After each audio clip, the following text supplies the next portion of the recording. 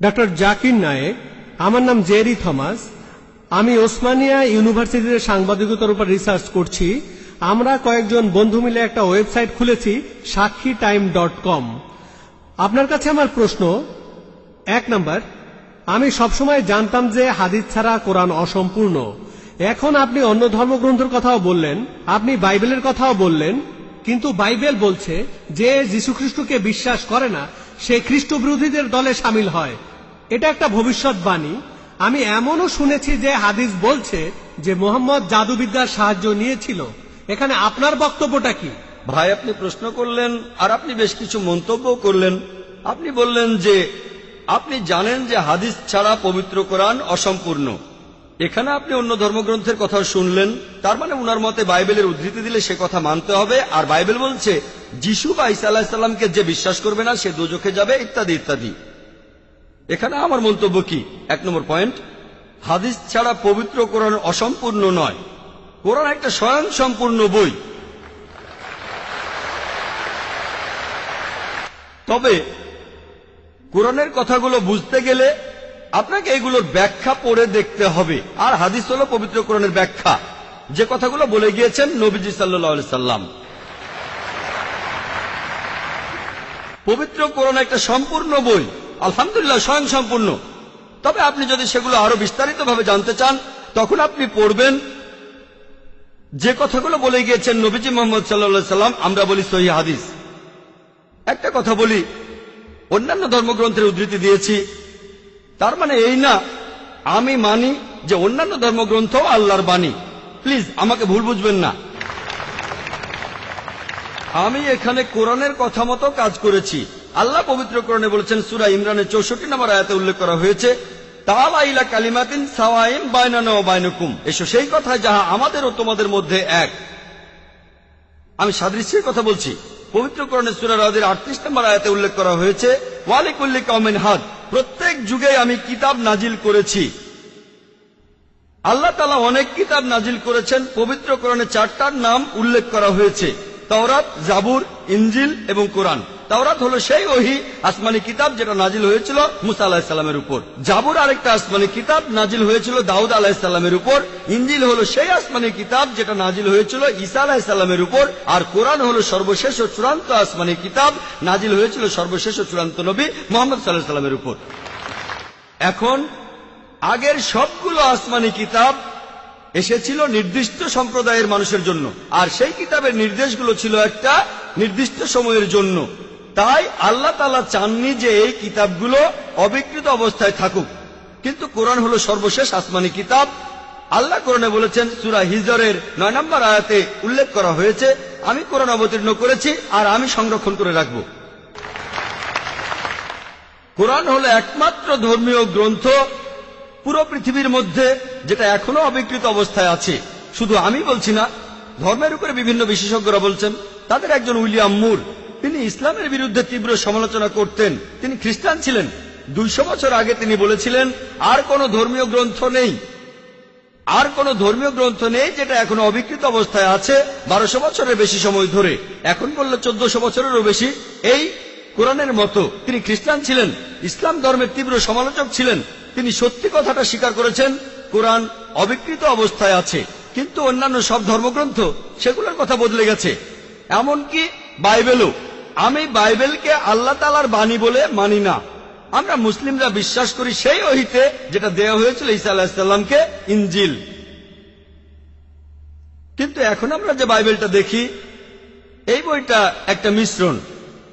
এখানে আল্লাহর বাণী থাকতে পারে, কোরআনের সাথে মিললে আমি আপত্তি না করে মেনে নেব এটা আল্লাহর বাণী। এছাড়াও নবীদের বলা কথা আছে, এখানে ঐতিহাসিকদের বলা কথাও আছে। দুঃখের সাথে জানাচ্ছি, বাইবেলে পর্নোগ্রাফিও আছে। আমি উদ্ধৃতি দিতে পারবো না, আমি পারবো না। বাইবেলে আছে অনেক পরস্পর বিরোধী কথা, বৈজ্ঞানিক ভুল, গাণিতিক ভুল, সেগুলোর কথা এখানে বলছি না। আমি বিতর্ক করেছিলাম ডক্টর উইলিয়াম ক্যাম্বেলের সাথে। তিনি ইসলামের বিরুদ্ধে একটা বই লিখেছিলেন, Quran and Bible in the light of history and science. বলেছিলেন কোরআনে 30টা বৈজ্ঞানিক ভুল আছে। আমি আমেরিকায় গিয়েছিলাম। আমেরিকায় আমরা বিতর্ক করেছিলাম 2001 সালের 1 এপ্রিল, আর টপিক ছিল Quran and Bible in the light of science. তার সব অভিযোগের উত্তর আমি দিয়েছিলাম। তারপর আমি যখন বাইবেলের 38টা ভুলের কথা বললাম, তিনি সেগুলোর উত্তর দিতে পারেননি। পবিত্র কোরআনের সূরা বাকারার ৭৯ নম্বর আয়াতে উল্লেখ করা হয়েছে, ফাওয়াইলুল লিল্লাযিনা ইয়াকতুবুনাল কিতাবা বিআইদিহিম সুম্মা ইয়াকুলুনা হাযা মিন ইনদিল্লাহ লিয়াশতারু বিহি সামমান কালিলা ফাওয়াইলুল লাহুম মিম্মা কাতাবাত আইদিহিম ওয়া ওয়াইলুল লাহুম মিম্মা ইয়াকসিবুন। দুর্ভোগ তাদের যারা নিজ হাতে কিতাব রচনা করে আর বলে এটা আল্লাহর ওহী। তুচ্ছ মূল্য পাওয়ার জন্য তারা এই কথা বলে, যা লিখেছে সেজন্য শাস্তি তাদের, যা উপার্জন করেছে সেজন্য শাস্তি তাদের। তাই বর্তমানের বাইবেল, হয়তো জানেন এই বাইবেল শব্দটা এটা বাইবেলের মধ্যে কোথাও নেই। এটা এসেছে গ্রিক শব্দ বিবলস থেকে, অর্থাৎ অনেক বই মিলে একটা বই। আর বিশেষজ্ঞরা এখন বলেন এই বাইবেল লিখেছে অনেকজন লেখক, আমি বলছি না, খ্রিস্টান বিশেষজ্ঞরা। তাই বর্তমানের বাইবেলকে আমি আল্লাহর বাণী বলে মনে করি না। একইভাবে যদি জিজ্ঞেস করেন আমি বেদকে আল্লাহর বাণী বলে মনে করি কিনা, বৌদ্ধ ধর্মগ্রন্থগুলোকে আল্লাহর বাণী বলে মনে করি কিনা, পার্সি ধর্মগ্রন্থগুলোকে আল্লাহর বাণী বলে মানি কিনা, আমি এখন বলবো হতে পারে আল্লাহর বাণী, নাও হতে পারে আল্লাহর বাণী। আল্লাহ সুবহানাহু ওয়া তাআলা অনেক ওহী নাজিল করেছেন, অনেক কিতাব কোরআনে 4টার নাম উল্লেখ আছে, তবে এছাড়াও আছে যেমন সুফে ইব্রাহিম, এরকম অনেক আছে। আমি এখানে বলবো হতে পারে হিন্দু ধর্মগ্রন্থ হতে পারে আল্লাহর বাণী, হতে পারে বৌদ্ধ ধর্মগ্রন্থ সেগুলো আল্লাহর বাণী, তারপর পার্সি ধর্মগ্রন্থ আল্লাহর বাণী হতে পারে, কিন্তু আসমানি কিতাব হলেও সেগুলো নির্দিষ্ট জাতি আর নির্দিষ্ট সময়ের জন্য। এখন আপনি মানবেন সর্বশেষ ও চূড়ান্ত কিতাব, সেটা হলো পবিত্র কোরআন। তাহলে প্রত্যেক মানুষই, হোক তার দেশ ইন্ডিয়ায়, আমেরিকাতে, কানাডায়, ইংল্যান্ডে, সিঙ্গাপুরে, সৌদি আরবে, প্রত্যেক মানুষই সর্বশেষ ও চূড়ান্ত ওহী মানবে, অর্থাৎ পবিত্র কোরআন আর সর্বশেষ নবী মুহাম্মদ সাল্লাল্লাহু আলাইহি সাল্লামকে মেনে চলবে। আমি বলছি না যে হিন্দু ধর্মগ্রন্থগুলো আল্লাহর বাণী, আর আল্লাহর বাণী হলেও সেটা নির্দিষ্ট সময়ে নির্দিষ্ট জাতির জন্য ছিল। হিন্দু বিশেষজ্ঞরাও বলেন তাদের ধর্মগ্রন্থ পরিবর্তন হয়েছে, বৌদ্ধ বিশেষজ্ঞরাও বলেন তাদের ধর্মগ্রন্থ পরিবর্তন করা হয়েছে। প্রত্যেক ধর্মের বিশেষজ্ঞরাই, শুধু ইসলাম বাদে সবাই বলে যে তাদের ধর্মগ্রন্থে পরবর্তীতে কথা বদলানো হয়েছে, পরিবর্তন করা হয়েছে। তবে আমি যদি এখানে তর্কের খাতিরে মেনেও নেই এটা আল্লাহ তাআলার বাণী, যদি এমনটা হয় আর সেই ধর্মের অনুসারীরা তারা মানে এটা আল্লাহ তাআলার বাণী, তাহলে সেই ধর্মগ্রন্থ তাদের অক্ষরে অক্ষরে মানা উচিত। বৌদ্ধরা যদি মানে তাদের ধর্মগ্রন্থ আল্লাহ তাআলার বাণী, হিন্দুরা যদি মানে তাদের ধর্মগ্রন্থ আল্লাহ তাআলার বাণী, খ্রিস্টানরা যদি মানে তাদের ধর্মগ্রন্থ আল্লাহ তাআলার বাণী, তাহলে আপনাদের ধর্মগ্রন্থেই বলা হয়েছে আপনাদের মেনে চলতে হবে সর্বশেষ নবীর কথা, মুহাম্মদ সাল্লাল্লাহু আলাইহি সাল্লামের কথা। আপনি তো মনে করেন এটা আল্লাহ তাআলার বাণী, আমি মনে করি হতেও পারে আবার নাও হতে পারে। আপনি মনে করেন সেটাই আল্লাহ তাআলার বাণী, তাহলে আপনি সেটার কথা মেনে চলেন। সর্বশেষ আর চূড়ান্ত নবীকেও আপনি বিশ্বাস করেন। আমি আগেও বলেছি, পবিত্র বাইবেলে গসপেল অফ জন 16 নম্বর অধ্যায়ের 12 থেকে 14 অনুচ্ছেদে আছে, ঈসা আলাইহিস সালাম বলছেন, আমি তোমাদের অনেক কথা বলতে চাই, কিন্তু তোমরা সেটা এখন বুঝতে পারবে না, কারণ যখন সত্যের আত্মা তোমাদের সামনে আসবে সে তোমাদের সত্যের পথে নিয়ে যাবে। সে তার নিজের কথা বলবে না, যা শুনবে সে কথাগুলোই বলবে। সে তোমাদের ভবিষ্যতের কথা বলবে, আমাকে মহিমান্বিত করবে। এ মানুষটা কে? মুহাম্মদ সাল্লাল্লাহু আলাইহি সাল্লাম। মুহাম্মদ সাল্লাল্লাহু আলাইহি সাল্লাম বাদে আর কোন নবী ঈসা আলাইহিস সালামকে কি মহিমান্বিত করেছেন?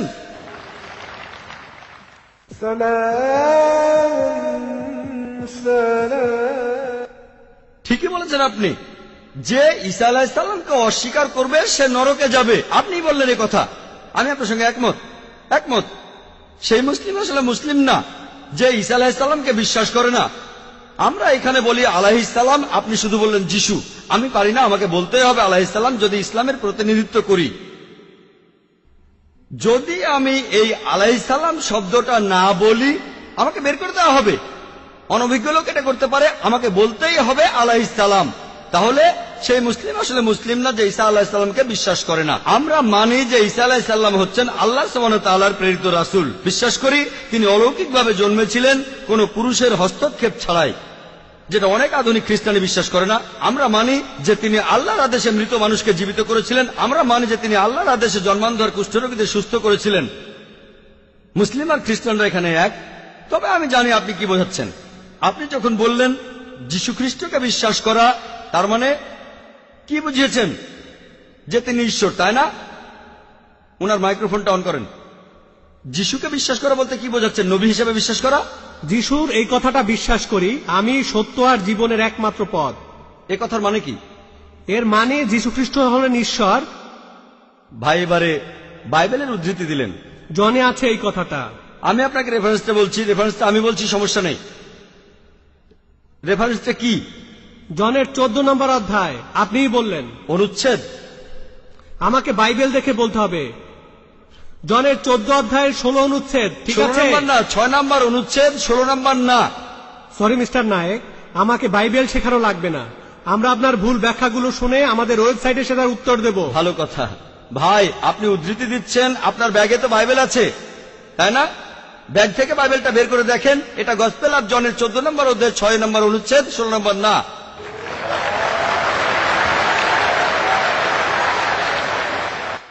আর আপনি বললেন ঈসা মসীহ আলাইহিস সালাম, তিনি বলেছেন যে তিনি ছিলেন ঈশ্বর।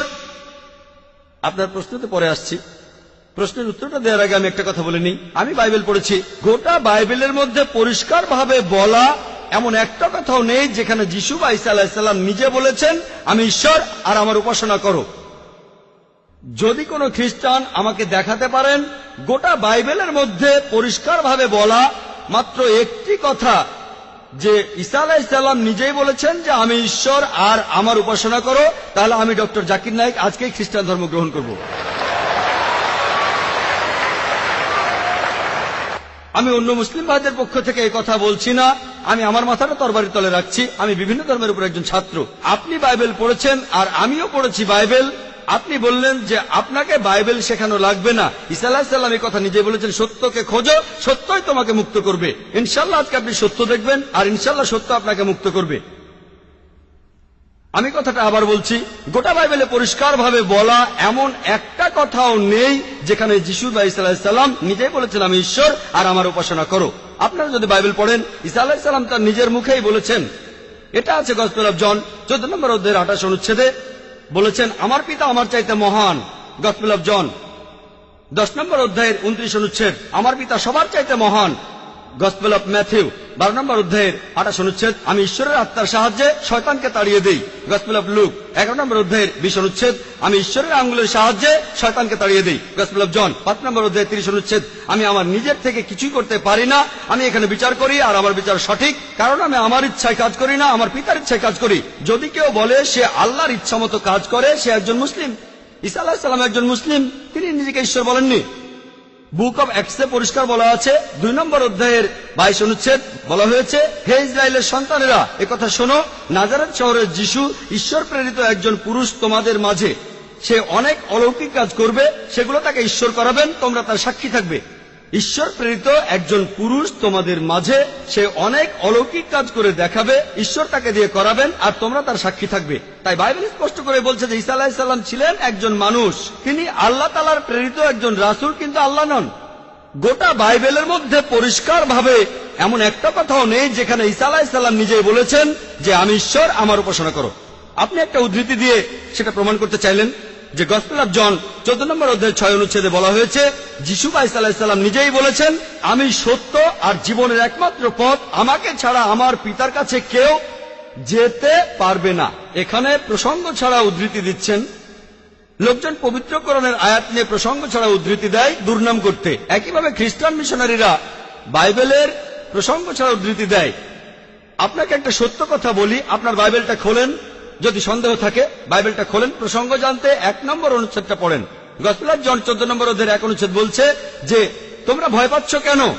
যিশু বা ঈসা আলাইহিস সালাম বলছেন যদি তোমরা ঈশ্বরকে বিশ্বাস করো তাহলে আমাকে বিশ্বাস করো। আমার পিতার রাজ্যে অনেক প্রাসাদ আছে, আমি সেখানে গিয়ে তোমাদের জন্য জায়গা তৈরি করব। আমি যখন যাব আমি তখন বলবো। শিষ্যরা বলল আপনি কোথায় যাবেন? তোমরা জানো না আমি কোথায় যাব? তারা বলল না। তখন শিষ্যরা বলল যে আমাদের পথ দেখান, আপনি যেখানে যাবেন। তখন যিশু ঈসা আলাইহিস সালাম বললেন আমি সত্য আর জীবনের একমাত্র পথ। শিষ্যরা তখন বলল ঈসা আলাইহিস সালামকে যে আমাদের সেই পথ দেখান। ঈসা আলাইহিস সালাম তখন বললেন আমি সত্য আর জীবনের একমাত্র পথ, আমাকে ছাড়া আমার পিতার কাছে কেউ যেতে পারবে না। আমরা মানি যে নবীগণ যখন এসেছিলেন প্রত্যেক নবী ছিলেন সত্য আর জীবনের দেখানো পথ, সেই নবীদের ছাড়া কোনো মানুষই আল্লাহর কাছে যেতে পারত না। আর যীশু খ্রিস্টের সময়ে আমি বাইবেলের কথা মানছি, যিশু বা ঈসা আলাইহিস সালাম তিনিই ছিলেন সত্য আর জীবনের একমাত্র পথ। যীশু খ্রিস্টের শিক্ষা ছাড়া কোনো মানুষই তখন আল্লাহর কাছে যেতে পারত না। মুসা নবীর সময়ে তিনি ছিলেন সত্য আর জীবনের পথ। মুসা আলাইহিস সালামের শিক্ষা ছাড়া কোনো মানুষই আল্লাহর কাছে যেতে পারত না। এখন দেখেন ঈসা আলাইহিস সালাম নিজেই বলেছেন আমি তোমাদের অনেক কথা বলতে চাই। শিষ্যদের বলছেন, এটা আছে গসপেল অফ জন 16 নম্বর অধ্যায়ের 12 থেকে 14 অনুচ্ছেদে। আমি তোমাদের অনেক কথা বলতে চাই, কিন্তু তোমরা সেগুলো এখন বুঝবে না, কারণ যখন সেই সত্যের আত্মা আসবে সে তোমাদের সত্যের পথে নিয়ে যাবে। সে তার নিজের কথা বলবে না, যা শুনবে সে কথাই বলবে। সে তোমাদের ভবিষ্যতের কথা বলবে, আমাকে মহিমান্বিত করবে। আর এখন দেখবেন, ভালো করেই দেখবেন যে নবীজি মুহাম্মদ সাল্লাল্লাহু আলাইহি সাল্লাম তিনি সত্য আর জীবনের একমাত্র পথ। মুহাম্মদ সাল্লাল্লাহু আলাইহি সাল্লাম যা শিখিয়েছেন সেগুলো ছাড়া কেউ আল্লাহর কাছে যেতে পারবে না। আর মুহাম্মদ সাল্লাল্লাহু আলাইহি সাল্লাম ছিলেন সর্বশেষ আর চূড়ান্ত নবী। এখনকার দিনে দেখবেন, হোক সেই লোক বাস করছে আমেরিকায়, কানাডায়, ইংল্যান্ডে, ইন্ডিয়ায়, সৌদি আরবে, পৃথিবীর যেখানেই থাকুক, এখনকার দিনে সবার জন্য মুহাম্মদ সাল্লাল্লাহু আলাইহি সাল্লাম তিনি হলেন পথ, সত্য আর জীবনের। মুহাম্মদ সাল্লাল্লাহু আলাইহি সাল্লাম যা শিখিয়েছেন সেগুলো ছাড়া কেউ আল্লাহর কাছে যেতে পারবে না। আর প্রায় সব ধর্মগ্রন্থ এরকম কথা বলছে, এমনকি বাইবেলও। আশা করি আপনি সত্যটা জানতে পেরেছেন, আর ইনশাআল্লাহ আপনি সত্যের কাছে এসেছেন। সত্য আপনাকে মুক্ত করবে।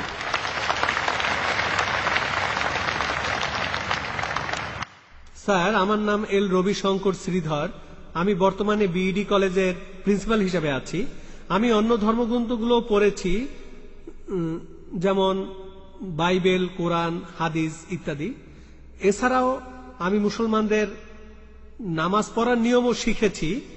স্যার, একটা হাদিস বলা আছে, নবীজি সাল্লাল্লাহু আলাইহি সাল্লাম এক সিরিয়ানকে বলেছেন যে ধর্ম বদলানোর দরকার নেই, আর তুমি কালিমাও বলো না, তখন প্রয়োজন ছিল। তবে এখন দেখি যে পৃথিবী অনেক বদলে গেছে, আমাদের সামাজিক অবস্থান বদলেছে, এছাড়া আমাদের সমাজও বদলেছে। আর একটা ব্যাপার জানতে চাচ্ছি, এমন কি কোনো রকম ছাড় দেয়া আছে যদি কেউ ইসলাম পালন করতে চায়?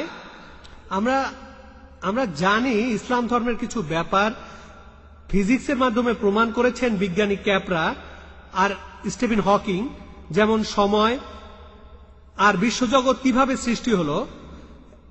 এখন আয়নাল হক, আমি খোদা, এই টাইপের ধারণার কোন স্থান আছে? 5 ওয়াক্ত নামাজ পড়লাম, ধর্ম মানলাম, এরপর আমরা অন্য সময় কি বলতে পারি যে আয়নাল হক? এটা কি মানতে পারি? আর ভাই প্লিজ একবারে একটা প্রশ্ন করেন, হাতে সময় কম, এই প্রশ্নটার উত্তর দেই। প্রশ্ন করার জন্য অনেকে দাঁড়িয়ে আছেন। ভাই, আপনি প্রশ্ন করলেন যে তিনি একটা হাদিস জানেন যেখানে নবীজি এক সিরিয়ানকে তার ধর্ম বদলাতে বারণ করলেন। বলেন। যে তুমি বলবে না লা ইলাহা ইল্লাল্লাহ, বাজারের মধ্যে তাকে মারা হতো। ভাই, আপনি বললেন যে নবীজি এক লোককে বাজারের মধ্যে লা ইলাহা ইল্লাল্লাহ বলতে বারণ করেছেন, না হলে তাকে মারা হতো। আমি জানি না আপনি কোন হাদিসের কথা বলছেন।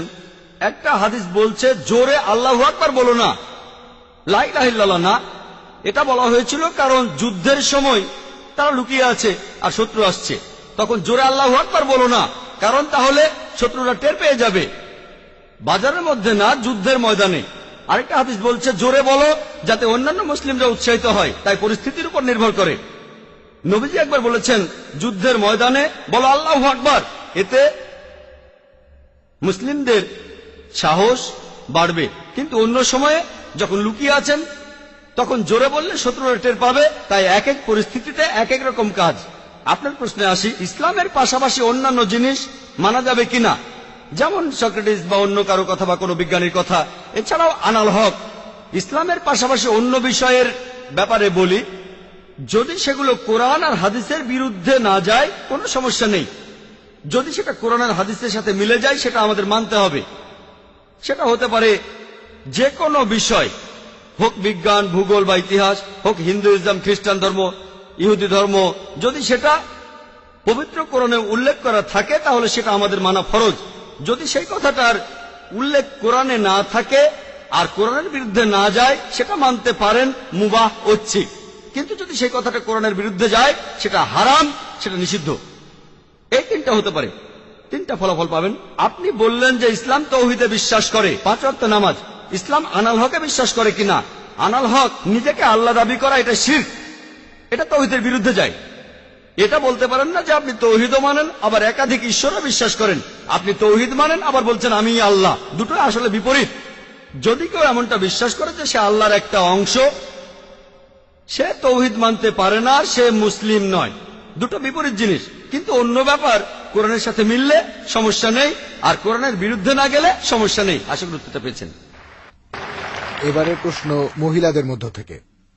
কোনো অমুসলিম বোন প্রশ্ন করতে চাইলে তিনি মাইকের সামনে এসে প্রশ্ন করতে পারেন। গুড ইভিনিং স্যার, আমি পেশায় একজন শিক্ষিকা। এছাড়াও আমি ইসলাম ও অন্যান্য ধর্ম নিয়ে রিসার্চ করি। আপনার নামটা কি জানতে পারি? আমি নীলিমা। আপনার লেকচারের জন্য অসংখ্য ধন্যবাদ। তবে আমি কিছু ব্যাপারে একটু জানতে চাই। যেমন আপনি ভবিষ্যৎ পুরাণের কথা বললেন, 3য় খণ্ডের 3য় অধ্যায় 5 থেকে 8 নম্বর শ্লোক। আমি আপনাকে আরেকটা ব্যাপার জানিয়ে রাখি যে হয়তো আপনিও এটা জানেন। ধরেন ঈশ্বর যে নবীকে পৃথিবীতে পাঠান, সেই নবী তার উদ্দেশ্যে বলা ভবিষ্যৎবাণীগুলো পূরণ করবেন। যদি সেই নবী অর্ধেক বা তার কম ভবিষ্যৎবাণী পূরণ করেন, তাহলে তাকে নবী বলা যাবে না। এটা একটা সাধারণ যুক্তির ব্যাপার। এবারে ভবিষ্য পুরাণার কথা বলি। আপনি সেই ম্লেচ্ছ নেতার কথা বললেন, আর বললেন তিনি নবী মোহাম্মদ ছাড়া আর কেউ নন। আচ্ছা, আমি আপনার কথার প্রথম অংশটা মেনে নিচ্ছি, কিন্তু পরের অংশটা আপনি ব্যাখ্যা করে বলেননি। এখন আপনাকে বলি, ম্লেচ্ছ একটা সংস্কৃত শব্দ, আর সংস্কৃত ডিকশনারি অনুযায়ী ম্লেচ্ছ শব্দটার অর্থ অনার্য অথবা পাপী অথবা খারাপ লোক। ম্লেচ্ছ শব্দটার এই 3টা অর্থ হয়। তাহলে কি বলা যায় মোহাম্মদ ছিল পাপী অথবা খারাপ লোক? আরেকটা ব্যাপার হলো, এই ভবিষ্যৎবাণীর দ্বিতীয় শর্তটা, সেটা হলো তিনি একটা মরুস্থলে জন্মাবেন। মরুস্থল এর অর্থ মৃতদের স্থান, কারণ মরু শব্দটা এসেছে সংস্কৃত মৃ থেকে, যার অর্থ মৃত্যু। তাই এখানে অবশ্যই আরবের মরুভূমির কথা বলা হচ্ছে না, কারণ সেটা ছিল অনুর্বর ভূমি আর যুদ্ধক্ষেত্র। এরপরে আমি 3 নম্বর পয়েন্টে আসছি। এই ভবিষ্যৎবাণীতে বলা হয়েছে যে এই ম্লেচ্ছ নেতা তিনি গোসল করেন পঞ্চগাভিয়া আর গঙ্গা নদীতে। আর এটা আমরা সবাই জানি যে গঙ্গা নদী, এই নদীটা আরবে নয়, গঙ্গা নদী রয়েছে ইন্ডিয়ায়। এটা পৃথিবীর সবাই জানে। এবার পঞ্চগাভিয়ায় গোসল করা সম্পর্কে বলি। পঞ্চগাভিয়া মানে গরু থেকে উৎপন্ন 5টা উপাদান। এই উপাদানগুলো হলো দুধ, দই, ঘি, প্রস্রাব, গোবর। এখন ভবিষ্যৎবাণীটাকে সত্যি হতে গেলে এই কথাটাও তাহলে সত্যি হতে হবে।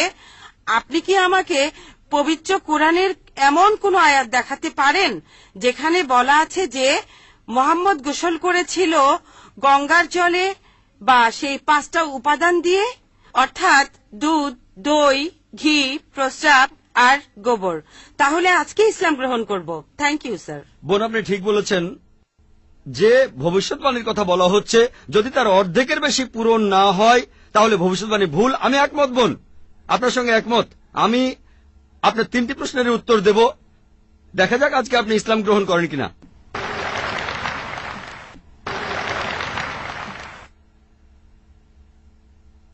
এটাও হতে পারে আপনি আমার সঙ্গে একমত হবেন না। আমি যা বলবো, আমি একমত। ম্লেচ্ছ এই শব্দটার 3টি অর্থ আছে। ম্লেচ্ছ এর একটা অর্থ হলো অনার্য অর্থাৎ বিদেশি, আরেকটা অর্থ হচ্ছে পাপী, আরেকটা অর্থ হলো খারাপ লোক। আর দেখবেন ইন্ডিয়ায় হিন্দুরা সাধারণত মুসলিমদের বলে থাকে ম্লেচ্ছ। তারা যখন এভাবে বলে তারা আসলে বোঝায় পাপী আর খারাপ লোক, কিন্তু এর আরেকটা অর্থ হলো বিদেশি। যখন আমি লেকচারে কোনো ধর্মগ্রন্থ থেকে উদ্ধৃতি দেই, সেখানে একটা শব্দের যদি অনেক অর্থ হয়, ব্যাপারটা এমন না ধরেন শব্দটার 4টা অর্থ আছে, তার মধ্যে 3টা অর্থ এখানে খাটে না, মাত্র একটা ঠিক হলেও অর্থ সঠিক হতে পারে। যেমন ধরেন কোরআন বলছে তোমরা শূকর খেও না। আজকে যদি ডিকশনারি খোলেন, এই শূকর শব্দটার একটা অর্থ হলো পুলিশ অর্থাৎ পুলিশ অফিসার, তাহলে একটা অর্থ শূকর, আরেকটা অর্থ পুলিশ অফিসার। তবে কোরআন বাইবেল এটা বোঝায়নি। বাইবেলে বুক অব লেভিটিকাস 11 অধ্যায় 7 থেকে 8 অনুচ্ছেদে আছে, বুক অব ডিউটেরোনমি 14 অধ্যায়ের 8 অনুচ্ছেদে আছে, বুক অব আইজায়া 65 অধ্যায়ের 2 থেকে 5 অনুচ্ছেদে আছে। বলা হয়েছে তোমরা শূকর খেও না, কিন্তু পুলিশকে বোঝায়নি বাইবেল। যদি আপনি বিভিন্ন ধর্মের ছাত্রী হয়ে থাকেন, যদি 10টা অর্থ থাকে, সেখানে একটা অর্থও খাটে, দেখতে হবে সেটা সঠিক কিনা। 2টো সঠিক হতে পারে, 3টা সঠিক হতে পারে, সবগুলো সঠিক হতে পারে, কিন্তু যদি মাত্র একটা অর্থ সঠিক হয়, এতেও ভবিষ্যৎবাণীটা ফলে যেতে পারে। আমি আপনার সঙ্গে একমত যে ম্লেচ্ছ এর একটা অর্থ অনার্য, ইন্ডিয়ানদের দিক থেকে একজন বিদেশি। আর আমি আমার লেকচারে তখন বলেছিলাম ম্লেচ্ছ শব্দের অর্থ হচ্ছে বিদেশি। আর আপনি ভুল পথে গিয়ে বলছেন এখানে ম্লেচ্ছ মানে হচ্ছে পাপী। আপনি আসলে এখানে ভুল বুঝেছেন বোন। যদি আপনি বলেন কোরআন আর বাইবেল বলছে পুলিশদের খেও না, তার মানে আপনি বিভিন্ন ধর্মের উপর ছাত্রী নন, আপনি তাহলে এক পেশে। একটা অর্থে যদি ভবিষ্যৎবাণীটা পূরণ হয়। আরেকটা কথা, যদি সন্দেহ থাকে, আমি আরো 10টা পয়েন্টের কথা বলেছি, সবগুলোকে খণ্ডন করতে পারবেন না। আরেকটা বললেন মরুস্থল, এটার একটা অর্থ আমিও একমত, মৃতদের স্থান। তবে সংস্কৃতিতে মরুস্থল শব্দটার আরেকটা অর্থ হচ্ছে বালুময় স্থান। আপনি আজকে ডিকশনারি চেক করেন, সেখানে দেখবেন আমাদের ইসলামিক রিসার্চ ফাউন্ডেশনে এখানে সংস্কৃত ডিকশনারিও আছে। আমি বিভিন্ন ধর্মের উপর ছাত্র, এটা মানছি যে একটা অর্থ হচ্ছে মৃতদের স্থান, আরেকটা অর্থ হচ্ছে বালুময় স্থান। কিন্তু ভুল অর্থটা আপনি নিচ্ছেন কেন? তাহলে তো আপনি ভুল পথে চলে যাবেন। যদি পারমুটেশন আর কম্বিনেশন গুলো দেখেন, অন্য যে পয়েন্টগুলো বলেছি সেগুলো পুরোপুরি সঠিক। এখানে আপনাকে সঠিক উত্তরটা বেছে নিতে হবে। তাহলে মরুস্থল শব্দটার একটা অর্থ হলো বালুময় স্থান বা মরুভূমি।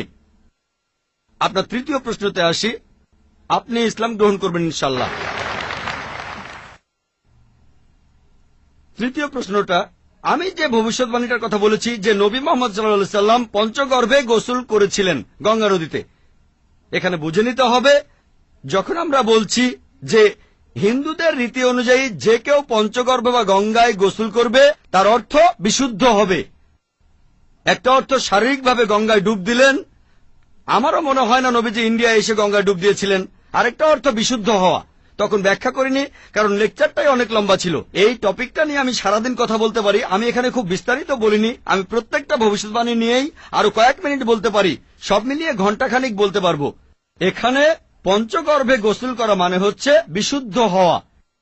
এখানে প্রসঙ্গটা বুঝতে হবে, শারীরিকভাবে গোসল করার অর্থ এখানে বলা হয়নি। আর আপনি গঙ্গার পানিতে ডুব দিলেই বিশুদ্ধ হয়ে যাবেন এমন কোনো নিশ্চয়তা নেই, বিশুদ্ধ না হওয়ার সম্ভাবনাই বেশি। এটা হচ্ছে হিন্দুদের রীতি অনুযায়ী বলা। তাই এখানে ভবিষ্যৎবাণীটা বলছে যে নবী মোহাম্মদ সাল্লাল্লাহু আলাইহি সাল্লাম পঞ্চগর্ভে গোসল করেছিলেন। তার মানে এই না যে তিনি এখানে এসেছিলেন, মানে হল আল্লাহ তাআলা তাকে বিশুদ্ধ করেছিলেন। আমরা বিশ্বাস করি যে আল্লাহ তাআলার সকল নবী, সকলেই, হোক তিনি মুসা বা ঈসা আলাইহিস সালাম অথবা মুহাম্মদ সাল্লাল্লাহু আলাইহি সাল্লাম, তারা সকলেই ছিলেন মাসুম, তারা ছিলেন নিষ্পাপ, ছিলেন বিশুদ্ধ। তাহলে আল্লাহর সকল নবী, আল্লাহ যাদের পৃথিবীতে পাঠিয়েছিলেন, আমরা মানি যে তারা সকলেই নিষ্পাপ, সকলেই মাসুম, সকলেই বিশুদ্ধ। তাহলে আপনার উত্তরটাও পেলেন। আশা করি ইনশাআল্লাহ আপনি ইসলাম গ্রহণ করবেন বোন।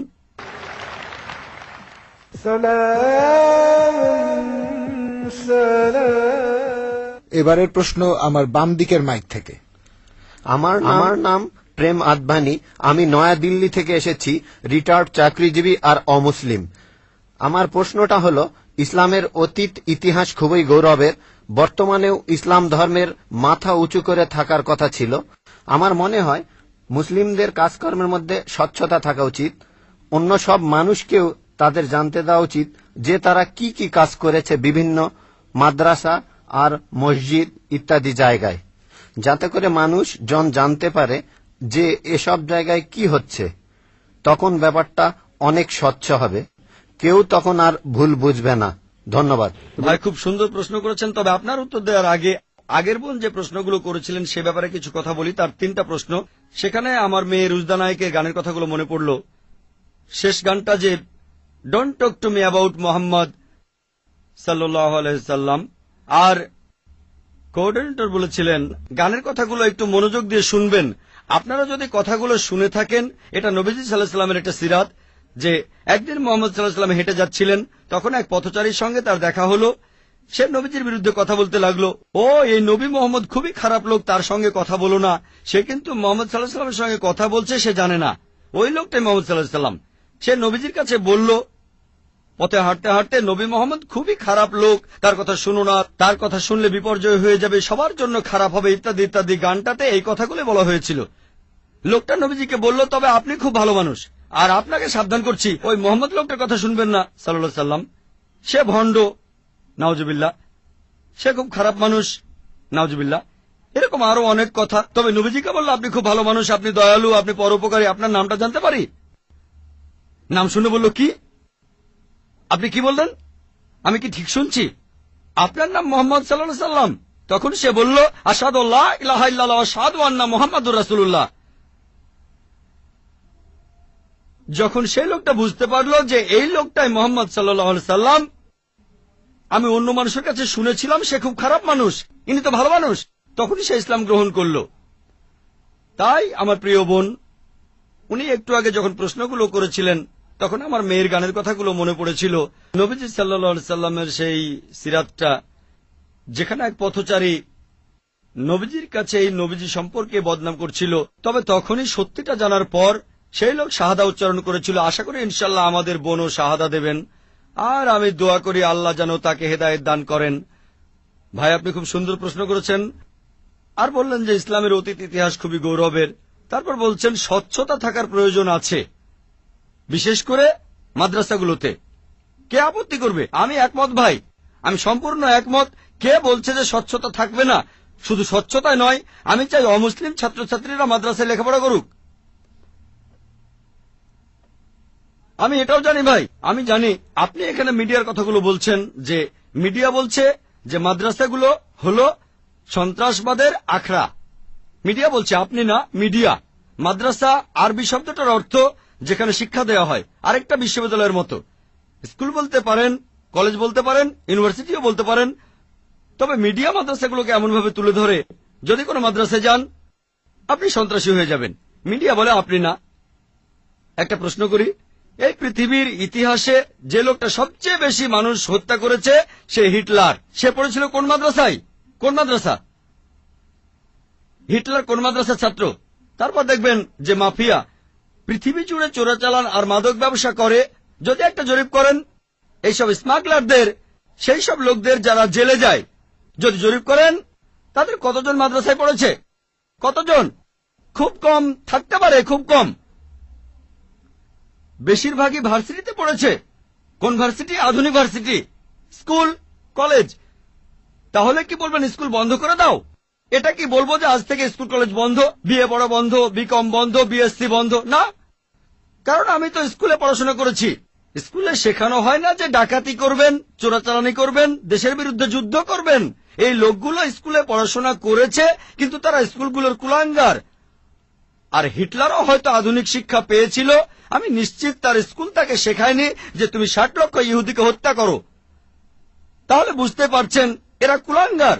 তবে সামগ্রিকভাবে দেখবেন যে এই দেশে প্রতি বছর হাজার হাজার ছাত্র মাদ্রাসা থেকে পাশ করে, নাদবা থেকে, দেওবন্দ থেকে হাজার হাজার ছাত্র। আপনি কি বলবেন এরা সবাই মানুষ মারছে? মোটেই তা নয়। মিডিয়া ব্যাপারটা এভাবে তুলে ধরছে। এখন দেখবেন সরকার মাদ্রাসাগুলোতে যাবে। গত বছর বা তার আগের বছর সরকার নাদবা মাদ্রাসায় গিয়েছিল। তারা মাদ্রাসায় গিয়ে একটা সার্চ ওয়ারেন্ট বের করলো, চেক করবে। কি চেক করবে? আর আলী মিয়া নাদভি রহমতুল্লাহ বললেন, ঠিক আছে আপনারা চেক করেন। তারা সেখানে কিছুই পায়নি। এখন হঠাৎ করে একদিন লাখে একবার, হাজার বারের মধ্যে একবার, কোটি বারের মধ্যে একবার হতে পারে সে মাদ্রাসা থেকে পাশ করার পরে কেউ বিপথে চলে গেছে। তার মানে এই না মাদ্রাসা সন্ত্রাস শেখায়। বরং দেখবেন যে সেই সব লোক যারা স্কুল থেকে পাশ করার পরে আধুনিক শিক্ষা ব্যবস্থায় কলেজে পড়ে, ইউনিভার্সিটিতে পড়ে, যেখান থেকে সার্টিফিকেট পায়, বিএ, বিকম, ইঞ্জিনিয়ার, ডাক্তার, এরাই তুলনামূলকভাবে বেশি অন্যায় অপরাধ করে থাকে। আপনি যদি স্বচ্ছতার কথা বলেন, আমিও একমত। কোন মাদ্রাসায় এ কথা বলবে না যে আপনারা এখানে চেক করবেন না। আমাদের মাদ্রাসাগুলো উন্মুক্ত, আমাদের স্কুলে আমরা শেখাই মাশাআল্লাহ, বিভিন্ন ধর্মের উপর শিক্ষা দেই। আমার ছাত্ররা আমার স্কুলের, তারা সাধারণ হিন্দুদের চাইতে হিন্দু ধর্ম সম্পর্কে বেশি জানে, খ্রিস্টান ধর্ম সম্পর্কে বেশি জানে সাধারণ খ্রিস্টানদের চাইতে, ইসলাম ধর্ম সম্পর্কে বেশি জানে সাধারণ মুসলিমদের চাইতে। কারণ এখানে সব ধর্মের উপর গুরুত্ব দেওয়া হয়। তাহলে ভাই আপনি যদি স্বচ্ছতার কথা বলেন, আমি একমত, আপনার সঙ্গে আছি। এ কথা আপনাকে কেউ বলবে না, আমাদের পরীক্ষা করতে পারবেন না। আসেন, তবে নিন্দা করবেন না, নেগেটিভ মেন্টালিটি নিয়ে আসবেন না, খোলা মনে আসেন। কে জানে আল্লাহ হয়তো আপনাকে হেদায়েত করবেন, হয়তো সত্যিটা জানতে পারবেন। হ্যাঁ ভাই, আমি এখানে যেটা বলতে চাচ্ছি যে অমুসলিমরা তারা মাদ্রাসায় এসে নিজের চোখে দেখে যাবে। আমি স্বচ্ছতা বলতে এটাই বোঝাতে চেয়েছি, যাতে করে মানুষের মনে কোনো সন্দেহ না থাকে যে মাদ্রাসায় খারাপ কাজ হচ্ছে, সন্ত্রাসী বানানো হচ্ছে। ভাই খুব সুন্দর প্রশ্ন করেছেন। মাদ্রাসাগুলোকে স্বচ্ছ বানাবো যাতে অমুসলিমরা এসে পড়তে পারে। ভাই, প্রথমে আমন্ত্রণ জানাচ্ছি আপনাকে, আপনার ছেলে মেয়েদের আইআরএফে আসেন। আমি আপনাকে আমন্ত্রণ জানাচ্ছি। আর ইসলামিক রিসার্চ ফাউন্ডেশনে একটা লাইব্রেরি আছে। এই লাইব্রেরিটা গোটা ইন্ডিয়ার মধ্যে বিভিন্ন ধর্মগ্রন্থের সংগ্রহের দিক থেকে একটা প্রথম শ্রেণীর লাইব্রেরি। আমাদের লাইব্রেরিতে 200-রও বেশি আলাদা আলাদা বাইবেল আছে। বাইবেলের 50টা এডিশন আছে। শুধু ভগবত গীতার অনুবাদে আছে 50টা। বেদের অনেকগুলো অনুবাদ আছে, ঋগ্বেদ, যজুর্বেদ, অথর্ববেদ। হয়তো সরকারি লাইব্রেরিতেও এতগুলো বই পাবেন না, হতে পারে আপনার ধর্মীয় প্রতিষ্ঠানের লাইব্রেরিতেও এই বইগুলো পাবেন না। আমরা উৎসাহ দেই, পড়েন আর সত্যের পথে আসেন। আর অন্যদের কথা বাদ দেন, আমি আমন্ত্রণ জানাচ্ছি আপনাকে, আপনার ছেলে মেয়েদের। আপনাদের প্লেনের টিকিটটাও দিয়ে দেব ফ্রি। আইআরএফে আসেন, আপনাকে আমরা স্বাগত জানাবো। পড়েন, তাহলে সত্যটা জানতে পারবো একসাথে ইনশাআল্লাহ। মাইক্রোফোনটা কি অন করবেন ভাই? আপনাকে অনেক ধন্যবাদ। আমার কথাগুলো আপনি খোলা মনে গ্রহণ করেছেন। আমি চেষ্টা করব যাতে আপনার আমন্ত্রণটা রাখতে পারি। জি, ঠিকানাটা দিয়ে যান, প্লেনের টিকিট পাঠিয়ে দেবো ইনশাআল্লাহ। এবারে প্রশ্ন করা হচ্ছে মহিলাদের মধ্য থেকে। কোন অমুসলিম বোন মাইকের সামনে এসে প্রশ্ন করবেন প্লিজ।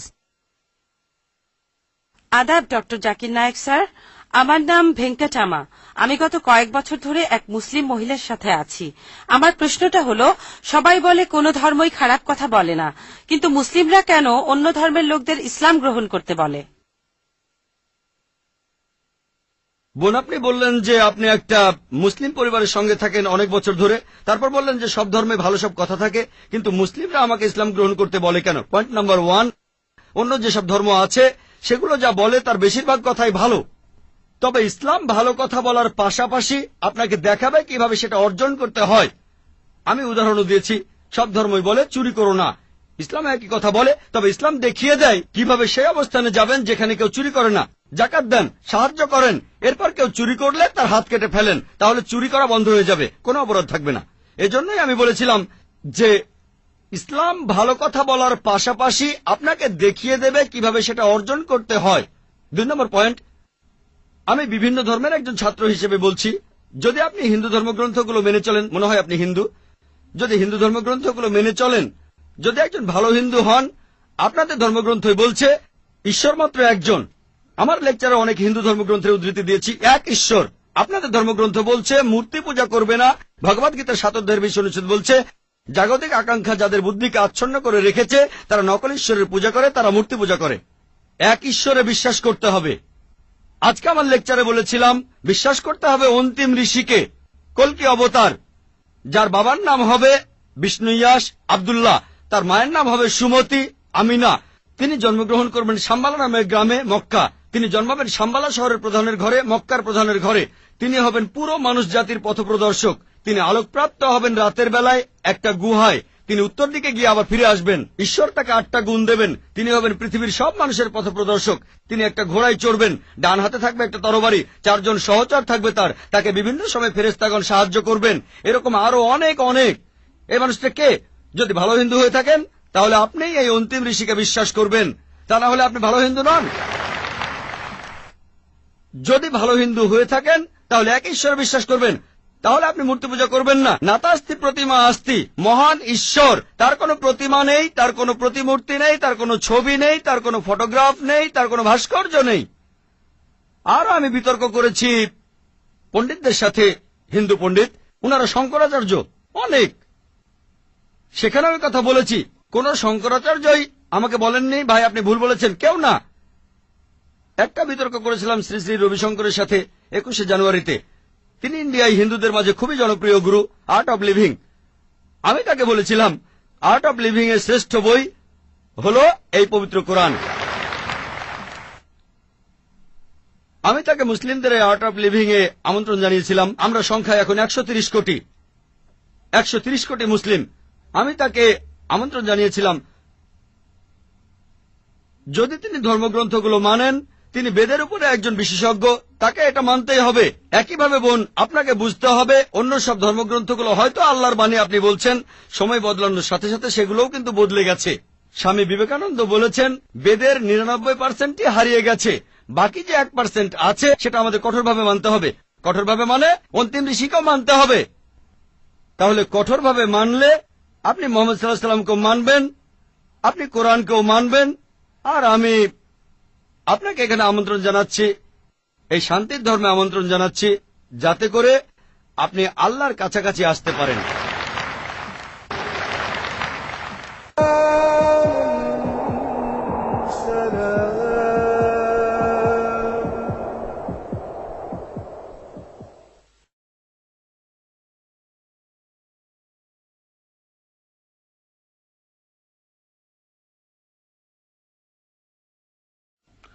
আমি অ্যান্টনি, আমি ফিলোসফির একজন ছাত্র। আপনার লেকচার থেকে আজকে যেটা শিখলাম যে সব ধর্মই বলে এমন সব কথা যেগুলো কমন, আর এমনকি মোহাম্মদও কমন, সব ধর্মেই আছে। কিন্তু পবিত্র কোরআনটা কোন দিক থেকে আলাদা? কোরআন এমন কি বলছে যেটা অন্য ধর্মে বলা নেই? যেমন ধরেন মোহাম্মদ, তার কথা সব ধর্মের বইতেই তো বলা হয়েছে। ভাই, খুব সুন্দর প্রশ্ন করেছেন। আপনি বললেন যেটা কমন সেটা মেনে চলতে। সব ধর্মগ্রন্থই বলে মুহাম্মদের কথা, আর কোরআনও বলছে মুহাম্মদের কথা। এখানে নতুন কি আছে? খুবই সুন্দর প্রশ্ন। অন্য সব ধর্মই বলে যে পরবর্তীতে একজন নবী পৃথিবীতে আসবেন, আর বাইবেলও বলছে। আপনি তো খ্রিস্টান, সম্ভবত আপনি পবিত্র বাইবেল পড়েছেন। গসপেল অফ জন 16 নম্বর অধ্যায়ের 12 নম্বর থেকে 14 অনুচ্ছেদে আছে, ঈসা আলাইহিস সালাম শিষ্যদের বলছেন, আমি তোমাদের অনেক কথা বলতে চাই, কিন্তু তোমরা এখন সেটা বুঝতে পারবে না, কারণ যখন সত্যের আত্মা তোমাদের সামনে আসবে সে তোমাদের সত্যের পথে নিয়ে যাবে, আর সে তার নিজের কথা বলবে না, যা শুনবে সে কথাগুলোই বলবে। সে তোমাদের ভবিষ্যতের কথা বলবে, সে আমাকে মহিমান্বিত করবে। তার মানে সব ধর্মগ্রন্থ, হিন্দু, পার্সি, বৌদ্ধ, ইহুদি, খ্রিস্টান সবাই বলছে একজন নবী পৃথিবীতে আসবেন, একজন নবী আসবেন। কিন্তু কোরআন বলছে ইনিই সেই নবী যার উপর কোরআন নাজিল হয়েছে। সেই নবী চলে এসেছেন। যখন আপনি ক্লাস 1-এ পড়ছেন, আপনার স্কুলে সবার উপরে ক্লাস 10, তারপর ক্লাস 2-তে উঠলেন, তখনও লক্ষ্য ক্লাস 10, তারপর ক্লাস 3-তে উঠলেন, তখনও ক্লাস 10ই লক্ষ্য। এখানে শুধু স্কুলের কথা বলছি। Class 5, class 6, class 7, class 8, class 9, তারপর ক্লাস 10-এ উঠলেন, তারপর এসএসসি পরীক্ষা দেবেন, ঠিক? তার মানে এই না যে ক্লাস 1 আর ক্লাস 10-এর পড়াশোনা এক। আপনি ক্লাস 10-এর জন্য প্রস্তুতি নিচ্ছেন। প্রস্তুতি নেওয়া হয়েছে 1400 বছর আগে। আল্লাহ তাআলা এই নবীকে পাঠিয়েছেন। যীশু খ্রিস্ট বলেছেন, আমি তোমাদের অনেক কথা বলতে চাই, কিন্তু তোমরা এখন তা বুঝতে পারবে না, কারণ যখন সত্যের আত্মা তোমাদের সামনে আসবে সে তোমাদের সত্যের পথে নিয়ে যাবে। তাহলে 1400 বছর আগে আল্লাহ তাআলা বুঝেছিলেন যে সেটাই সঠিক সময়। এখন পৃথিবীর মানুষ এই কথাগুলো বুঝতে পারবে, অর্থাৎ পবিত্র কোরআন। অন্যান্য সব ধর্মগ্রন্থে একথা বলা হয়েছে যে মহান ঈশ্বর একজন। বর্ণনাগুলো হয়তো আলাদা। সব ধর্মগ্রন্থই বলছে এক স্রষ্টার কথা। আমরা মানব নবীদের আর চূড়ান্ত নবী মুহাম্মদ সাল্লাল্লাহু আলাইহি ওয়াসাল্লামকে। সারমর্মটা হচ্ছে একই, বর্ণনাগুলো হয়তো আলাদা। আর পবিত্র কোরআনে সূরা মাইদা 3 নম্বর আয়াতে বলা হয়েছে, আজ এই দিনে আমি তোমাদের দিন পূর্ণাঙ্গ করলাম, তোমাদের দিন মনোনীত করলাম ইসলাম, তোমাদের প্রতি আমার অনুগ্রহ সম্পূর্ণ করলাম পুরো মানুষ জাতির জন্য। পবিত্র কোরআন নাজিল হওয়ার পর নতুন কিছু যোগ করা যাবে না, কোনো কিছু বাদ দেওয়া যাবে না। আমি এই কথা আগেও বলেছি। আপনারা তো বলেন ওল্ড টেস্টামেন্ট আর নিউ টেস্টামেন্ট, পবিত্র কোরআন হলো লাস্ট টেস্টামেন্ট। তাহলে পার্থক্যটা হলো এই পবিত্র কোরআন হলো শেষ কিতাব, আল্লাহ তাআলার নাজিলকৃত লাস্ট টেস্টামেন্ট। আপনারা বলেন ওল্ড টেস্টামেন্ট আর নিউ টেস্টামেন্ট, পবিত্র কোরআন হলো লাস্ট টেস্টামেন্ট। অন্য সব ধর্মগ্রন্থ সেগুলো বলছে একটা বইয়ের কথা, পবিত্র কোরআন মুহাম্মদ সাল্লাল্লাহু আলাইহি সাল্লামের ক্ষেত্রে একই কথা। অন্য ধর্মগ্রন্থ বলে যে নবী মুহাম্মদ আসবেন। ইসলাম আমাদের শেখায় আল্লাহ নবীর কাছে যে কিতাব নাজিল করেছেন, আর আমাদের নবীজির হাদিসের মাধ্যমে, এটাই হলো চূড়ান্ত ধর্ম পুরো মানুষ জাতির জন্য। আদম আলাইহিস সালাম থেকে, প্রথম মানুষটা থেকে শেষ দিন পর্যন্ত এখনো আছে, শেষ পর্যন্ত থাকবে। অন্য সব ধর্মই বলছে এক ঈশ্বরের কথা, বলছে যে শেষ নবী আসবেন। আপনাকে এটা মানতে হবে, এটা মানতে হবে, প্রয়োগ করতে হবে, তাহলে সত্যিকারের খ্রিস্টান হতে পারবেন। সেজন্য আমি বলি, ইসলাম আর খ্রিস্টান ধর্মের সাদৃশ্যের উপর আমি একটা লেকচার দিয়েছিলাম। সেখানে প্রমাণ করেছি যে মুসলিমরা আমরা খ্রিস্টানদের চাইতে অনেক বেশি খ্রিস্টান। খেয়াল করে দেখবেন, আমরা যীশু খ্রিস্টকে সাধারণ খ্রিস্টানদের চাইতে অনেক বেশি মানি। আমার ভিডিও ক্যাসেট দেখতে পারেন, ইসলাম ও খ্রিস্টান ধর্মের সাদৃশ্য। এবারের প্রশ্ন মহিলাদের মধ্য থেকে। গুড ইভিনিং স্যার, আমি লক্ষ্মী আইয়ার। স্যার, আমি হিন্দু, তবে ইসলাম ধর্মে বিশ্বাস করি। আমি ইসলাম বিশ্বাস করি কারণ আমি সেরকম কিছু প্রমাণ পেয়েছি। স্যার, আপনি বললেন আল্লাহ একজন, ধর্মও একটা। এখন আমি 3 জন মানুষের উদাহরণ দেই। একজন হিন্দু, আরেকজন মুসলিম, অন্যজন খ্রিস্টান। ধরেন এই 3 জন একসাথে আছে। এখন তাদের শরীর যদি কেটে ফেলা হয়, সেখানে আপনি কি দেখতে পাবেন? শুধু রক্ত, শুধু রক্তই পাবেন। দুধ পাবেন না, পানি পাবেন না, শুধু রক্তই পাবেন। এখন সব মানুষের শরীরে যদি একই রক্ত থাকে, তাহলে মৃতদেহ সৎকারের নিয়মটা আলাদা কেন?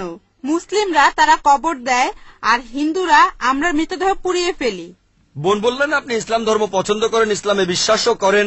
আপনাকে অভিনন্দন, আর এই শান্তির ধর্মে আপনাকে স্বাগতম, সত্যের পথে আপনাকে স্বাগতম।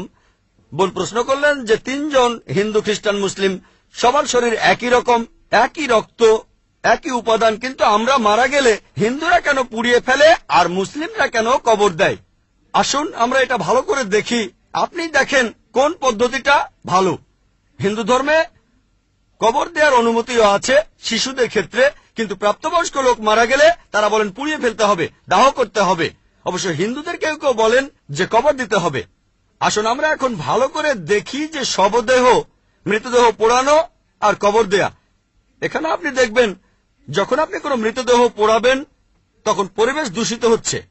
মৃতদেহ পোড়ালে পরিবেশ দূষণ হয়। ইসলাম ধর্মে আমরা কবর দেই কেন?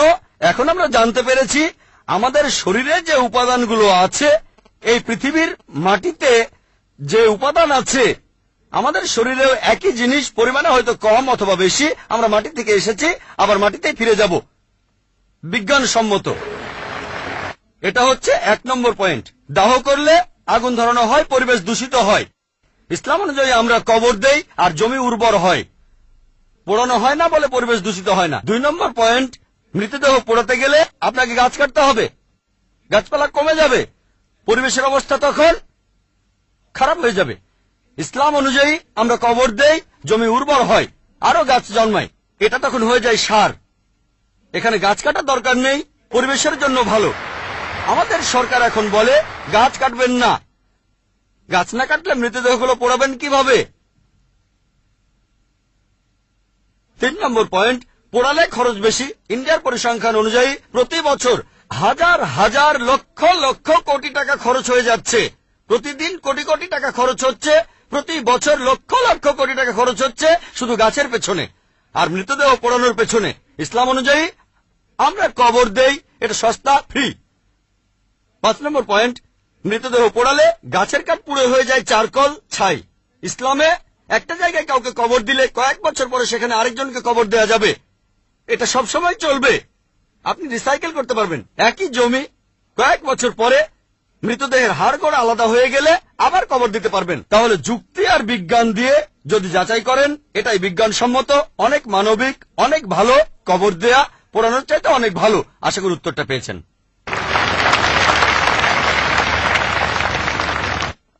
আমার নাম রামকৃষ্ণ, আমি ফিজিওথেরাপি ছাত্র। আমার প্রশ্ন হলো, আল্লাহর আদম হাওয়াকে সৃষ্টি করার কি প্রয়োজন ছিল, অথবা এই বিশ্ব জগৎ এগুলো সৃষ্টি করে কি উপকার পাবেন? আমার দ্বিতীয় প্রশ্ন হলো, সবকিছুই কেউ সৃষ্টি করেছে, তাহলে ঈশ্বর তাকেও অবশ্যই কেউ সৃষ্টি করেছে। আল্লাহ শব্দটার অর্থ কি? ভাই 3টা প্রশ্ন করেছেন। প্রথম প্রশ্নটা, আল্লাহ কেন আদম হাওয়াকে সৃষ্টি করলেন, এই সৃষ্টি করার কারণটা কি? বিশ্বজগৎ সৃষ্টির কারণ কি? আল্লাহ সৃষ্টি করেছেন আদম আর হাওয়াকে, তারা দুজনে শান্তিতে থাকুন, যাতে করে মানুষ যাতে আসতে পারে। তারা আমাদের সবার পূর্বপুরুষ। পবিত্র কোরআনে সূরা হুজুরাতের 13 নম্বর আয়াতে উল্লেখ করা হয়েছে, ইয়া আইয়ুহান নাসু ইন্না খালাকনাকুম মিন যাকরিন ওয়া জাআলনাকুম শুবা ওয়া কাবাইলা লিতারাফু ইন্না আকরামাকুম ইনদাল্লাহি আতকাকুম ইন্নাল্লাহা আলিমুল খাবীর। হে মানুষ জাতি, আমি তোমাদের সৃষ্টি করেছি এক পুরুষ ও এক নারী হতে, আর তোমাদের বিভক্ত করেছি বিভিন্ন জাতি আর গোত্রে, যেন তোমরা অন্যের সাথে পরিচিত হতে পারো। এই জন্য নয় যে অন্যকে ঘৃণা করবে। আর আল্লাহর কাছে অধিক মর্যাদা সম্পন্ন সেই ব্যক্তি যার আছে তাকওয়া। আল্লাহ যেটার মাধ্যমে মানুষের বিচার করেন, টাকা পয়সা নয়, গায়ের রং নয়, জাতি বা গোত্র নয়, ধর্মমত নয়, সেটা হলো তাকওয়া। সেটা হলো আল্লাহকে মানা, ন্যায়পরায়ণতা, ধার্মিকতা। তাহলে আদম আর হাওয়া আলাইহিস সালাম, তারা আমাদের সবার পূর্বপুরুষ। আপনারও পূর্বপুরুষ, আমারও পূর্বপুরুষ, সব মানুষের। সেজন্য আপনাকে ভাই বলে ডেকেছি। ভাই, সব মানুষ ভাই ভাই। আল্লাহ বলেছেন ইয়া আইয়ুহান নাস, হে মানুষ জাতি। আর পবিত্র কোরআনে সূরা ইসরার 70 নম্বর আয়াতে উল্লেখ করা হয়েছে ওয়া লাকাদ কাররামনা বানি আদামা। আল্লাহ তাআলা মর্যাদা দিয়েছেন সব আদম সন্তানকেই। হোক আপনি জন্ম নেন ইন্ডিয়ায়, আমেরিকায়, ইংল্যান্ডে, জন্মান কোন হিন্দু পরিবারে বা মুসলিম পরিবারে বা খ্রিস্টান পরিবারে, আল্লাহ বলেছেন তিনি সব মানুষকে মর্যাদা দিয়েছেন। মানুষে জন্মালে আল্লাহ তাকে মর্যাদা দেবেন। সে হোক আপনার নাম জাকির, আব্দুল্লাহ, রামু, শঙ্কর, মানুষে জন্মালে আল্লাহ মর্যাদা দেবেন। আপনার প্রশ্নতে আসি, কেন আল্লাহ তাআলা মানুষ সৃষ্টি করলেন? আল্লাহ মানুষ সৃষ্টি করেছেন কারণ আল্লাহ বলেছেন মানুষ হলো আল্লাহ সৃষ্টির মধ্যে সেরা। আল্লাহ তাআলা অন্য যা কিছু সৃষ্টি করেছেন তা আল্লাহকে মানে। ফেরেশতা সৃষ্টি করেছেন, আল্লাহ যে আদেশই দেন ফেরেশতাগণ সে আদেশ পালন করেন, তাদের নিজস্ব ইচ্ছা নেই। মানুষ হলো আল্লাহ তাআলার এমন এক সৃষ্টি যার নিজের ইচ্ছা আছে। আমরা তার কথা মানতেও পারি নাও মানতে পারি, তাই আল্লাহ আমাদের সৃষ্টি করেছেন। আমরা হলাম তার সৃষ্টির সেরা, আশরাফুল মাখলুকাত। তবে আমরা আল্লাহ তাআলার কথা মানতে পারি নাও মানতে পারি। যদি আল্লাহর আদেশ মানেন তাহলে জান্নাতে যেতে পারবেন, তাহলে বেহেশতে যাবেন, স্বর্গে যেতে পারবেন। যদি আদেশ না মানেন তাহলে জাহান্নামে যাবেন, দোজখে যাবেন। তাহলে এই জীবনটা পরকালের জন্য পরীক্ষা। পবিত্র কোরআনে সূরা মুলকে 2 নম্বর আয়াতে উল্লেখ করা হয়েছে আল্লাহ জি খালাকাল মাউতা ওয়া হায়াতা। আল্লাহ তাআলা সৃষ্টি করেছেন জীবন ও মৃত্যু তোমাদের পরীক্ষা করার জন্য। তাহলে এই জীবনটা হলো পরকালের জন্য পরীক্ষা। তাহলে আল্লাহ মানুষ সৃষ্টি করেছেন। আর আল্লাহ বলেছেন সূরা জারিয়াতের 56 নম্বর আয়াতে উল্লেখ করা হয়েছে ওয়া মা খালাকতুল জিন্না ওয়াল ইনসা ইল্লা লিয়াবুদুন। আমি সৃষ্টি করেছি জিন ও মানুষকে যেন তারা আমার ইবাদত করে। তাই আমাদের উচিত আল্লাহ তাআলার আদেশ নিষেধগুলো মেনে চলা। তাহলে আমরা আল্লাহ সুবহানাহু ওয়া তাআলার অন্যরকম সৃষ্টি যার নিজস্ব ইচ্ছা আছে। আমরা আল্লাহ তাআলার আদেশ মানতে পারি আবার নাও মানতে পারি। অন্যান্য সকল সৃষ্টি যেমন তারা, গাছ, পাহাড়, পবিত্র কোরআন বলছে তারা আল্লাহ তাআলাকে সেজদা করে, তার সামনে নতজানু হয়, আল্লাহকে মানে। আমাদের স্বাধীন ইচ্ছা আছে, আল্লাহ আমাদের এই স্বাধীন ইচ্ছা দিয়েছেন। এই স্বাধীন ইচ্ছা নিয়ে যদি আল্লাহকে মানেন আপনি তাহলে ফেরেশতাদের উপরে চলে যাবেন। আর যদি আল্লাহ তাআলাকে না মানেন তখন হবেন শয়তানের সহযোগী। আল্লাহ আমাদের সৃষ্টি করেছেন পরকালের পরীক্ষার জন্য। আপনার দ্বিতীয় প্রশ্নে আসি, সবকিছুর একটা স্রষ্টা আছে, আল্লাহকে বানিয়েছে কে? যদি কেউ বলে সবকিছুরই একটা স্রষ্টা আছে, কথাটা ঠিক নয়। সব সৃষ্ট জিনিসের স্রষ্টা আছে। আল্লাহ তাআলার সংজ্ঞা হচ্ছে তাকে কেউ সৃষ্টি করেনি। যখনই বলবেন কে আল্লাহকে বানিয়েছে সে আল্লাহ নয়। আল্লাহ তাআলার সংজ্ঞা হচ্ছে তিনি সৃষ্টি হননি। ধরেন এক লোক আপনাকে বলল যে ভাই আমার বন্ধু জন, সে হাসপাতালে ভর্তি হয়েছে, সে একটা বাচ্চার জন্ম দিয়েছে। বলতে পারবেন এই বাচ্চাটা ছেলে না মেয়ে? বলতে পারবেন? চেষ্টা করেন, দেখেন। পারবেন না কেন? মাইক্রোফোনটা অন করেন। ছেলে না মেয়ে? হ্যাঁ না। ধরেন ভাই জন, সে হাসপাতালে ভর্তি হয়েছে, সে একটা বাচ্চার জন্ম দিল। এই বাচ্চাটা ছেলে না মেয়ে? আপনি বলতে পারবেন? না। 50% চান্স ছেলে না মেয়ে। লোকজন সবাই হাসছে কেন? বলতে পারবেন? পারবেন না কেন? যে উত্তরই বলেন সেটা কি ঠিক হবে? চেষ্টা করে দেখেন, যে বাচ্চাটা জন্মালো সে কি ছেলে না মেয়ে? চেষ্টা করেন। মেয়ে। মেয়ে। ভাই পুরুষ লোক কি বাচ্চার জন্ম দিতে পারে? হ্যাঁ, এখানে আপনি ভুল করেছেন। একইভাবে ভুল করেছেন যখন বললেন কে আল্লাহকে বানিয়েছে। পুরুষ লোক কোনো বাচ্চার জন্ম দিতে পারে না, তাহলে তো মেয়ে বা ছেলে হওয়ার প্রশ্নই আসে না। এখন কি আপনি বুঝতে পেরেছেন? বুঝতে পেরেছেন, এই তো ভালো। পুরুষ লোক কোনো বাচ্চার জন্ম দিতে পারে না, তাহলে তো ছেলে বা মেয়ে হওয়ার কোনো প্রশ্নই আসে না। যখন প্রশ্ন করলেন কে আল্লাহকে সৃষ্টি করেছে, আল্লাহর সংজ্ঞা হচ্ছে, ঈশ্বরের সংজ্ঞা হচ্ছে তিনি সৃষ্টি হননি। যখনই বলবেন কে আল্লাহকে বানিয়েছে সে আল্লাহ নয়। ওয়ালাম ইয়াকুল্লাহু কুফুয়ান আহাদ, তার সমতুল্য কেউ নেই। এবারে আপনার শেষ প্রশ্নটাতে আসে, আল্লাহকে আল্লাহকে সবচেয়ে সেরা সংজ্ঞাটা আছে পবিত্র কোরআনে সূরা ইখলাসে 1 নম্বর থেকে 4 নম্বর আয়াতে উল্লেখ করা হয়েছে। এখানে বলা হয়েছে যে কুল হুয়াল্লাহু আহাদ, বলো তিনি আল্লাহ এক অদ্বিতীয়, আল্লাহুস সামাদ, তিনি অবিনশ্বর চিরস্থায়ী, লাম ইয়ালিদ ওয়া লাম ইউলাদ, তিনি জন্ম নেননি, কাউকে জন্ম দেননি, ওয়া লাম ইয়াকুল্লাহু কুফুয়ান আহাদ, তার সমতুল্য কেউ নেই। এই হলো 4 লাইনের সংজ্ঞা আল্লাহ সুবহানাহু ওয়া তাআলার। যদি কোনো মানুষ, যদি কেউ বলে যে অমুক লোকটা আল্লাহ, সেই লোক যদি এই 4টা শর্ত পূরণ করতে পারে, আমাদের মুসলিমদের কোনো আপত্তি থাকবে না সেই লোককে আল্লাহ বলে মেনে নিতে। 4 লাইনের সংজ্ঞা, এটাই হলো ধর্মের লিটমাস টেস্ট। আল্লাহ তাআলার সংজ্ঞা প্রথমটা হলো কুল হুয়াল্লাহু আহাদ, বলো তিনি আল্লাহ এক, অদ্বিতীয়। আল্লাহুস সামাদ, আল্লাহ বিনশ্বর, চিরস্থায়ী। লাম ইয়ালিদ ওয়া লাম ইউলাদ, তিনি জন্ম নেননি, কাউকে জন্ম দেননি। ওয়া লাম ইয়াকুল লাহু কুফুয়ান আহাদ, তার সমতুল্য কেউ নেই। যদি হিন্দু ধর্মগ্রন্থগুলো পড়েন সেখানেও একই রকম কথা বলা হয়েছে। কুল হুয়াল্লাহু আহাদ এটা পাবেন আপনাদের ছান্দোগ্য উপনিষদে 6 নম্বর অধ্যায় 2য় অনুচ্ছেদের 1ম পরিচ্ছেদে। এক্কামে বিদ্বিতীয়াম, ঈশ্বর মাত্র একজন, দ্বিতীয় কেউ নেই। দ্বিতীয় টেস্ট আল্লাহুস সামাদ, আল্লাহ বিনশ্বর, চিরস্থায়ী। ভগবত গীতা 10 অধ্যায়ে 3 অনুচ্ছেদ বলছে, আমাকে বলা হয় এই বিশ্ব জগতের প্রভু, আমি জন্ম নেইনি, কোনো শুরু নেই। তৃতীয় টেস্ট লাম ইয়ালিদ ওয়া লাম ইউলাদ, তিনি জন্ম নেননি, কাউকে জন্ম দেননি। আর শ্বেতক্ষেত্র উপনিষদে আছে 6 নম্বর অধ্যায়ের 9 অনুচ্ছেদে, নাচাই সাকাসিজ জানিতা নাচা দীপা, ঈশ্বরের কোনো প্রভু নেই, তার কোনো বাবা মা নেই। মহান ঈশ্বরের কোনো বাবা নেই, তার কোনো মা নেই। তারপর ওয়া লাম ইয়াকুল লাহু কুফুয়ান আহাদ, তার সমতুল্য কেউ নেই। আর শ্বেতক্ষেত্র উপনিষদে বলা হয়েছে 4 নম্বর অধ্যায়ের 19 অনুচ্ছেদে আছে। এছাড়াও যজুর্বেদ 32 অধ্যায়ের 3 অনুচ্ছেদে বলা হয়েছে, নাতাস্তি প্রতিমা আস্তি, মহান ঈশ্বরের কোনো প্রতিমা নেই, কোনো মূর্তি নেই, কোনো ছবি নেই, কোনো ফটোগ্রাফ নেই, কোনো ভাস্কর্য নেই। এটা কে বলেছে? যজুর্বেদ 32 অধ্যায় 3য় অনুচ্ছেদ বলেছে। একই কথা ওয়া লাম ইয়াকুল লাহু কুফুয়ান আহাদ। যদি কেউ বলে যে অমুক লোকটা হচ্ছে আল্লাহ, যদি সেই লোক এই 4টা শর্ত পূরণ করে, আমরা মুসলিমরা কোন রকম আপত্তি ছাড়াই সেই লোককে আল্লাহ বলে মেনে নেব। যেমন ধরেন, কিছু লোক বলে ভগবান রজনীশ হলেন মহান ঈশ্বর। একবার প্রশ্নোত্তর পর্বে এক হিন্দু আমাকে বলেছিলেন, আমরা ভগবান রজনীশকে ঈশ্বর বলে মানি না। আমি কখনোই বলিনি হিন্দুরা ভগবান রজনীশকে ঈশ্বর বলে মানে। আমি বলেছি কিছু লোক তাকে ঈশ্বর বলে মানে। আসুন দেখি রজনীশকে আমরা টেস্ট করি। প্রথম টেস্ট হলো কুল হুয়াল্লাহু আহাদ, বলো তিনি আল্লাহ এক, অদ্বিতীয়। রজনীশ কি এক, অদ্বিতীয়? সেই কি একমাত্র লোক যে নিজেকে ঈশ্বর দাবি করেছে?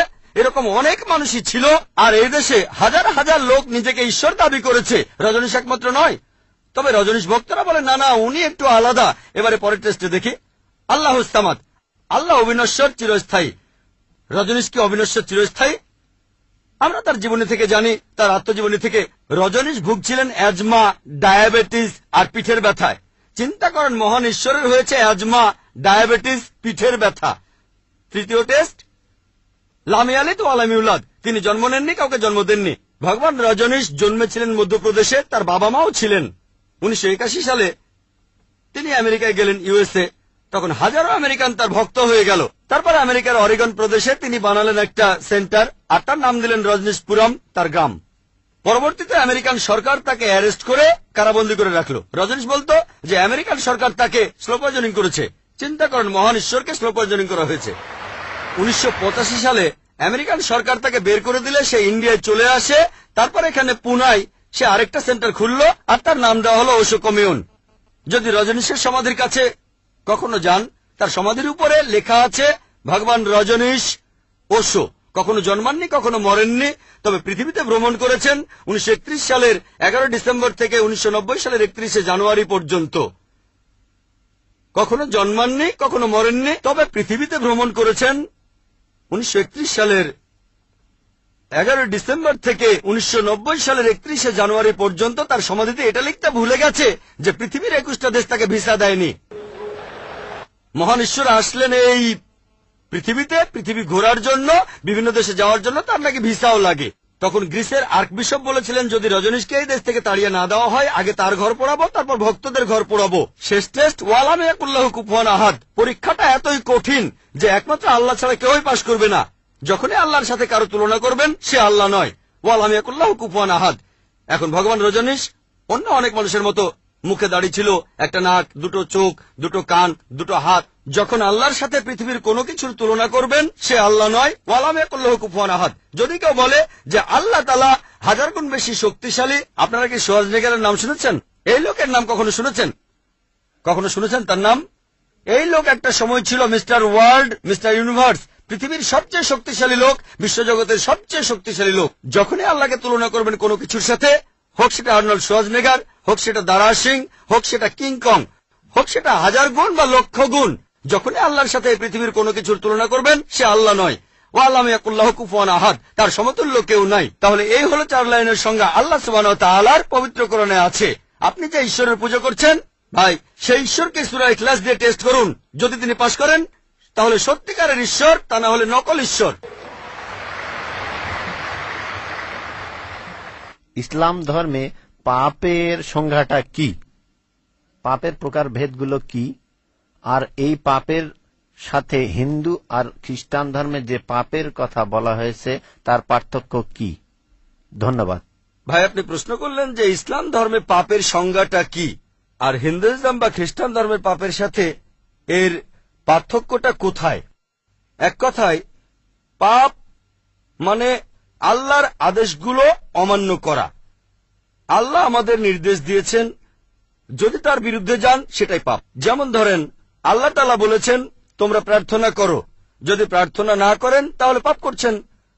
আল্লাহ তাআলা বলেছেন তোমরা মদ খেও না, যদি মদ খান তাহলে পাপ করছেন। তাহলে আল্লাহ তাআলার আদেশ অমান্য করা, এক কথায় সেটাই পাপ। আর সব ধর্মে পাপের সংজ্ঞাটা এটাই।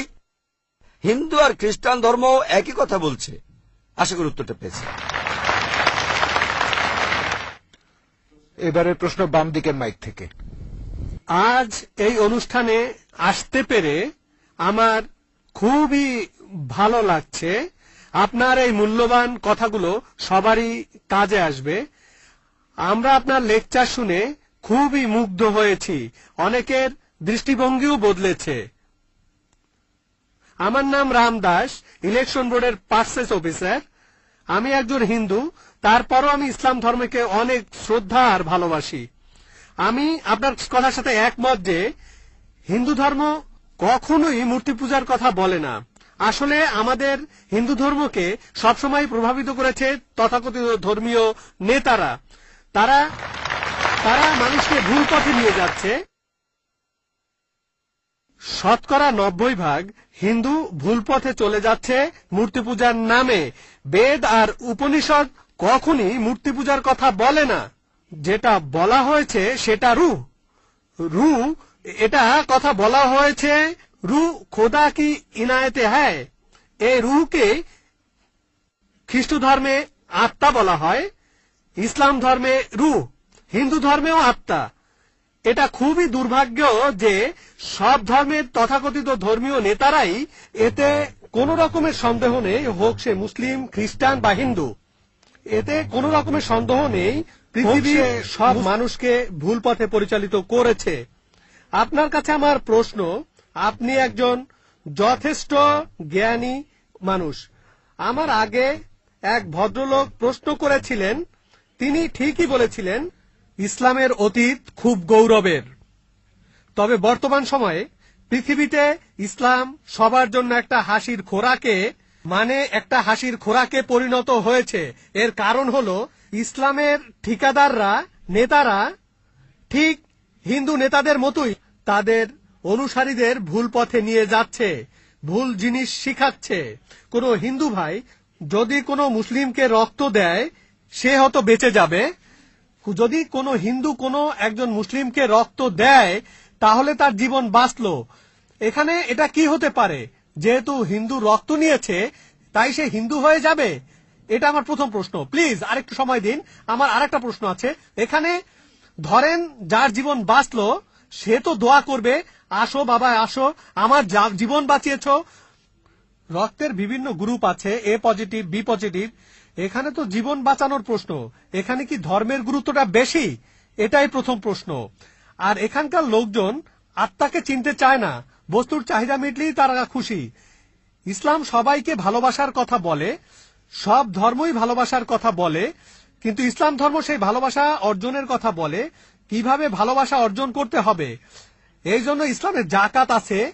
এই জাকাত গরিব মানুষদের সাহায্য করা, প্রতিবেশীকে সাহায্য করা, গরিবের মেয়ে বিয়ে হচ্ছে না, বিয়ে দিয়ে দাও, গরিবকে সাহায্য করা। অন্য কোন ধর্ম ইসলামের মতো এত মহান নয়। এটা খুবই মহান ধর্ম। দুর্ভাগ্যের কথা, বাস্তব এর কোনো প্রয়োগ হচ্ছে না। তাই আগের ভদ্রলোক বললেন মাদ্রাসাগুলো স্বচ্ছ হওয়া উচিত। সত্যি বলতে আপনারা ধর্মীয় নেতাদের বোকামির কারণে ইসলাম ধর্ম উপরে উঠছে না, বরঞ্চ বরবাদ হয়ে যাচ্ছে। খ্রিস্টান ধর্ম তারা পৃথিবীতে রাজত্ব করতে চায়, তারা ইসলামের ক্ষতি করতে চায়। ইসলামের প্রতি খ্রিস্টানদের মনোভাব বিরূপ। হিন্দু ধর্ম তারা এখানে ঠিক থাকতে চায়, স্বাভাবিক। তাহলে এরাই হলো ধর্মীয় নেতা। তারা জানে না রূহ কি। রূহ হলো আল্লাহর দয়া। উপনিষদে আছে, ইসলামে আছে, বাইবেলে আছে। আর সব ধর্মই বলে ভালোবাসা, ইসলামও বলে। এটাই আমার প্রথম প্রশ্ন। দ্বিতীয় প্রশ্নটা হলো, হিন্দু ধর্ম নারীকে খারাপ চোখে দেখে, ইসলামও খারাপ চোখে দেখে, খ্রিস্টান ধর্ম। পৃথিবীতে নারী না থাকলে, আপনি একটু আগে একজনকে বললেন যে পুরুষ লোক বাচ্চা জন্ম দিতে পারে না। হ্যাঁ, পুরুষ লোক কোনো বাচ্চা জন্ম দিতে পারে না, বাচ্চার জন্ম দেন মা, একজন নারী। তাহলে ব্যাপারটা কি দাঁড়াচ্ছে, যে পুরুষকে জন্ম দিচ্ছে একজন নারী, সেই পুরুষই নারীকে ছোট করছে, সে হোক হিন্দু, খ্রিস্টান বা মুসলিম। এভাবে দেখবেন যে সব ধর্মেই একই রকম অবস্থা চলছে। আমরা সবাই, সব ধর্মই এখন ধ্বংসের পথে যাচ্ছে। নারীকে কোনো ধর্মই সম্মানের চোখে দেখা হয় না। পৃথিবীর সব ধর্মই নারীদেরকে সবসময় খারাপ চোখে দেখছে। এটাই আমার দ্বিতীয় প্রশ্ন। ইসলাম কি বলে যেদিন কিয়ামত হবে, তার মানে মহাপ্রলয়, ইসলাম ধর্ম কিয়ামত সম্পর্কে কি বলছে? আপনাকে ধন্যবাদ এই ছোট্ট লেকচারের জন্য, ভালো কথাগুলোর জন্য ধন্যবাদ। আপনি বললেন আমার কথা আর ইসলাম ধর্মের কথা। আমার কথা যদি বলেন, সমস্ত প্রশংসা শুধুমাত্র আল্লাহ তাআলার। বললেন আমি জ্ঞানী, বললেন আমি অনেক জানি, আমি শুধুমাত্র একজন ছাত্র। আমি নিজেকে একজন ছাত্র মনে করি ইসলাম ও অন্যান্য ধর্মের উপর। আপনি দুটো প্রশ্ন করলেন, প্রথমটা রূহ নিয়ে, তারপর নারী নিয়ে। এছাড়াও আপনি বেশ কিছু মন্তব্য করেছেন। আপনি বললেন তথাকথিত ধর্মীয় নেতারাই সমস্যা তৈরি করছে। বেশিরভাগ ব্যাপারে আমি একমত। এছাড়াও আপনি মন্তব্য করলেন যে ইসলামের বদনাম করা হচ্ছে, ইসলামের ধর্মীয় নেতাদের কারণে এটা হচ্ছে, ইসলামের বদনাম ছড়াচ্ছে এদের কারণেই। অন্যান্য ধর্মের ধর্মীয় নেতাদের কথা যদি বলি, তারা তাদের অনুসারীদের ধর্মগ্রন্থ পড়তে দিতে চায় না। এখন আমি যদি ইসলামের কথা বলি সামগ্রিকভাবে, আমি ইসলামের ধর্মীয় নেতাদের উপরে দোষ চাপাবো না, তারা দোষী নয়। সামান্য কিছু কুলাঙ্গার থাকতে পারে, খুবই সামান্য, হাতে গোনা কয়েকজন এমন নেতা থাকতে পারে যারা ভুল পথে নিচ্ছে, কিন্তু এরা সংখ্যায় অনেক কম। মিডিয়া তাদের বেছে নেয় আর এমন ভাবে তুলে ধরে যেন ইসলামের প্রত্যেক ধর্মীয় নেতাই এইরকম। তাই ইসলাম ধর্মের বিভিন্ন নেতা, বিশেষজ্ঞ, ওলামার কথা যদি বলতে হয়, তাদের ভালোবাসি, তাদের শ্রদ্ধা করি। হাতে গোনা কয়েকজন, খুবই সামান্য তারা, এরাই মানুষকে ভুল পথে নিয়ে যায়। তবে সামগ্রিকভাবে আলহামদুলিল্লাহ, তারা সব ভালো কথা বলেন, তারা ইসলামের কথা বলেন, আমরা তাদের ভালোবাসি, শ্রদ্ধা করি। অন্য ধর্মের ছবিটা আলাদা। পৃথিবীর বেশিরভাগ ধর্মীয় নেতারা, অন্য ধর্মের নেতারা, তারা এটা করে না। তারা তাদের অনুসারীদের ধর্মগ্রন্থ পড়তে দিতে চায় না। যেমন আপনি বললেন হিন্দু ধর্ম মূর্তি পূজা করতে নিষেধ করে, কিন্তু 90% হিন্দুই মূর্তি পূজা করে, কারণ এরা চায় না যে অনুসারীরা তাদের ধর্মগ্রন্থটা পড়ুক। আপনার প্রশ্নতে আসি। বললেন যে কোন হিন্দু এক মুসলিমকে রক্ত দিল, সেই মুসলিমের জীবন বাঁচল। জীবন বাঁচানোটাই বড় কথা। এখানে সমস্যা কি? সেই মুসলিম কি হিন্দু হয়ে যায়? হিন্দুকে কোন মুসলিম রক্ত দিলে সেই হিন্দু কি মুসলিম হয়ে যায়? আল্লাহ পবিত্র কোরআনে বলেছেন, সূরা মাইদার 32 নম্বর আয়াতে উল্লেখ করা হয়েছে, যদি কেউ কোন মানুষের জীবন বাঁচায়, যদি কোন লোক, হোক সে মুসলিম বা অমুসলিম, অন্য কোন মানুষের জীবন বাঁচায়, হোক মুসলিম বা অমুসলিম, তাহলে সে যেন পুরো মানুষ জাতিকে বাঁচালো। তাহলে যদি কোনো মানুষ অন্য কাউকে রক্ত দেয় আর তার জীবন বাঁচায়, মুসলিম হিন্দুকে রক্ত দিক বা হিন্দু মুসলিমকে রক্ত দিক, সে যেন পুরো মানুষ জাতিকেই বাঁচালো। আয়াতটা আরো বলছে, যদি কেউ কোনো মানুষকে হত্যা করে আর সেটা হত্যার অপরাধ বা বিশৃঙ্খলা তৈরির অপরাধ না হয়, তাহলে সে যেন পুরো মানুষ জাতিকেই হত্যা করল। তবে কোন মানুষের জীবন বাঁচানো ভালো কথা, একটা ভালো কাজ, উঁচু মানের কাজ। কিন্তু আগে একজন প্রশ্ন করেছিলেন, আল্লাহ কেন আমাদের সৃষ্টি করেছেন? আমি আগেও বলেছি যে পবিত্র কোরআনের সূরা মুলকে 2 নম্বর আয়াতে উল্লেখ করা হয়েছে, আল্লাহ জি খালাকাল মাউতা ওয়াল হায়াতা, আল্লাহ সৃষ্টি করেছেন জীবন ও মৃত্যু তোমাদের পরীক্ষা করার জন্য। কারো জীবন বাঁচানো খুবই ভালো কাজ, কিন্তু কারো আখিরাত বাঁচানো সেটা আরো ভালো কাজ। আর সেজন্যই আমি আগে ডাক্তার ছিলাম। এটাই হলো শ্রেষ্ঠ পেশা, মানুষের জীবন বাঁচানো। আমি ডাক্তার হতে চেয়েছিলাম কারণ ভেবেছিলাম এটা মহান পেশা, আসলেও তাই। তবে এর চাইতেও ভালো আছে। পবিত্র কোরআনের সূরা ফুসিলাতের 33 নম্বর আয়াতে উল্লেখ করা হয়েছে, ওয়া মান আহসানু কালাম মিম্মান দাইল্লাহি ওয়া আমিলা সালিহা ওয়া কালা ইন্নানি মিনাল মুসলিমিন। কথাই কে উত্তম সেই ব্যক্তির চাইতে যে আল্লাহর পথে মানুষকে আহ্বান করে, যে সৎকর্ম করে আর বলে আমি তাদের অন্তর্ভুক্ত যারা আল্লাহর কাছে আত্মসমর্পণ করে। তাই আমি একজন শরীরের ডাক্তার থেকে হয়েছে আত্মার ডাক্তার, এটা আরো ভালো পেশা।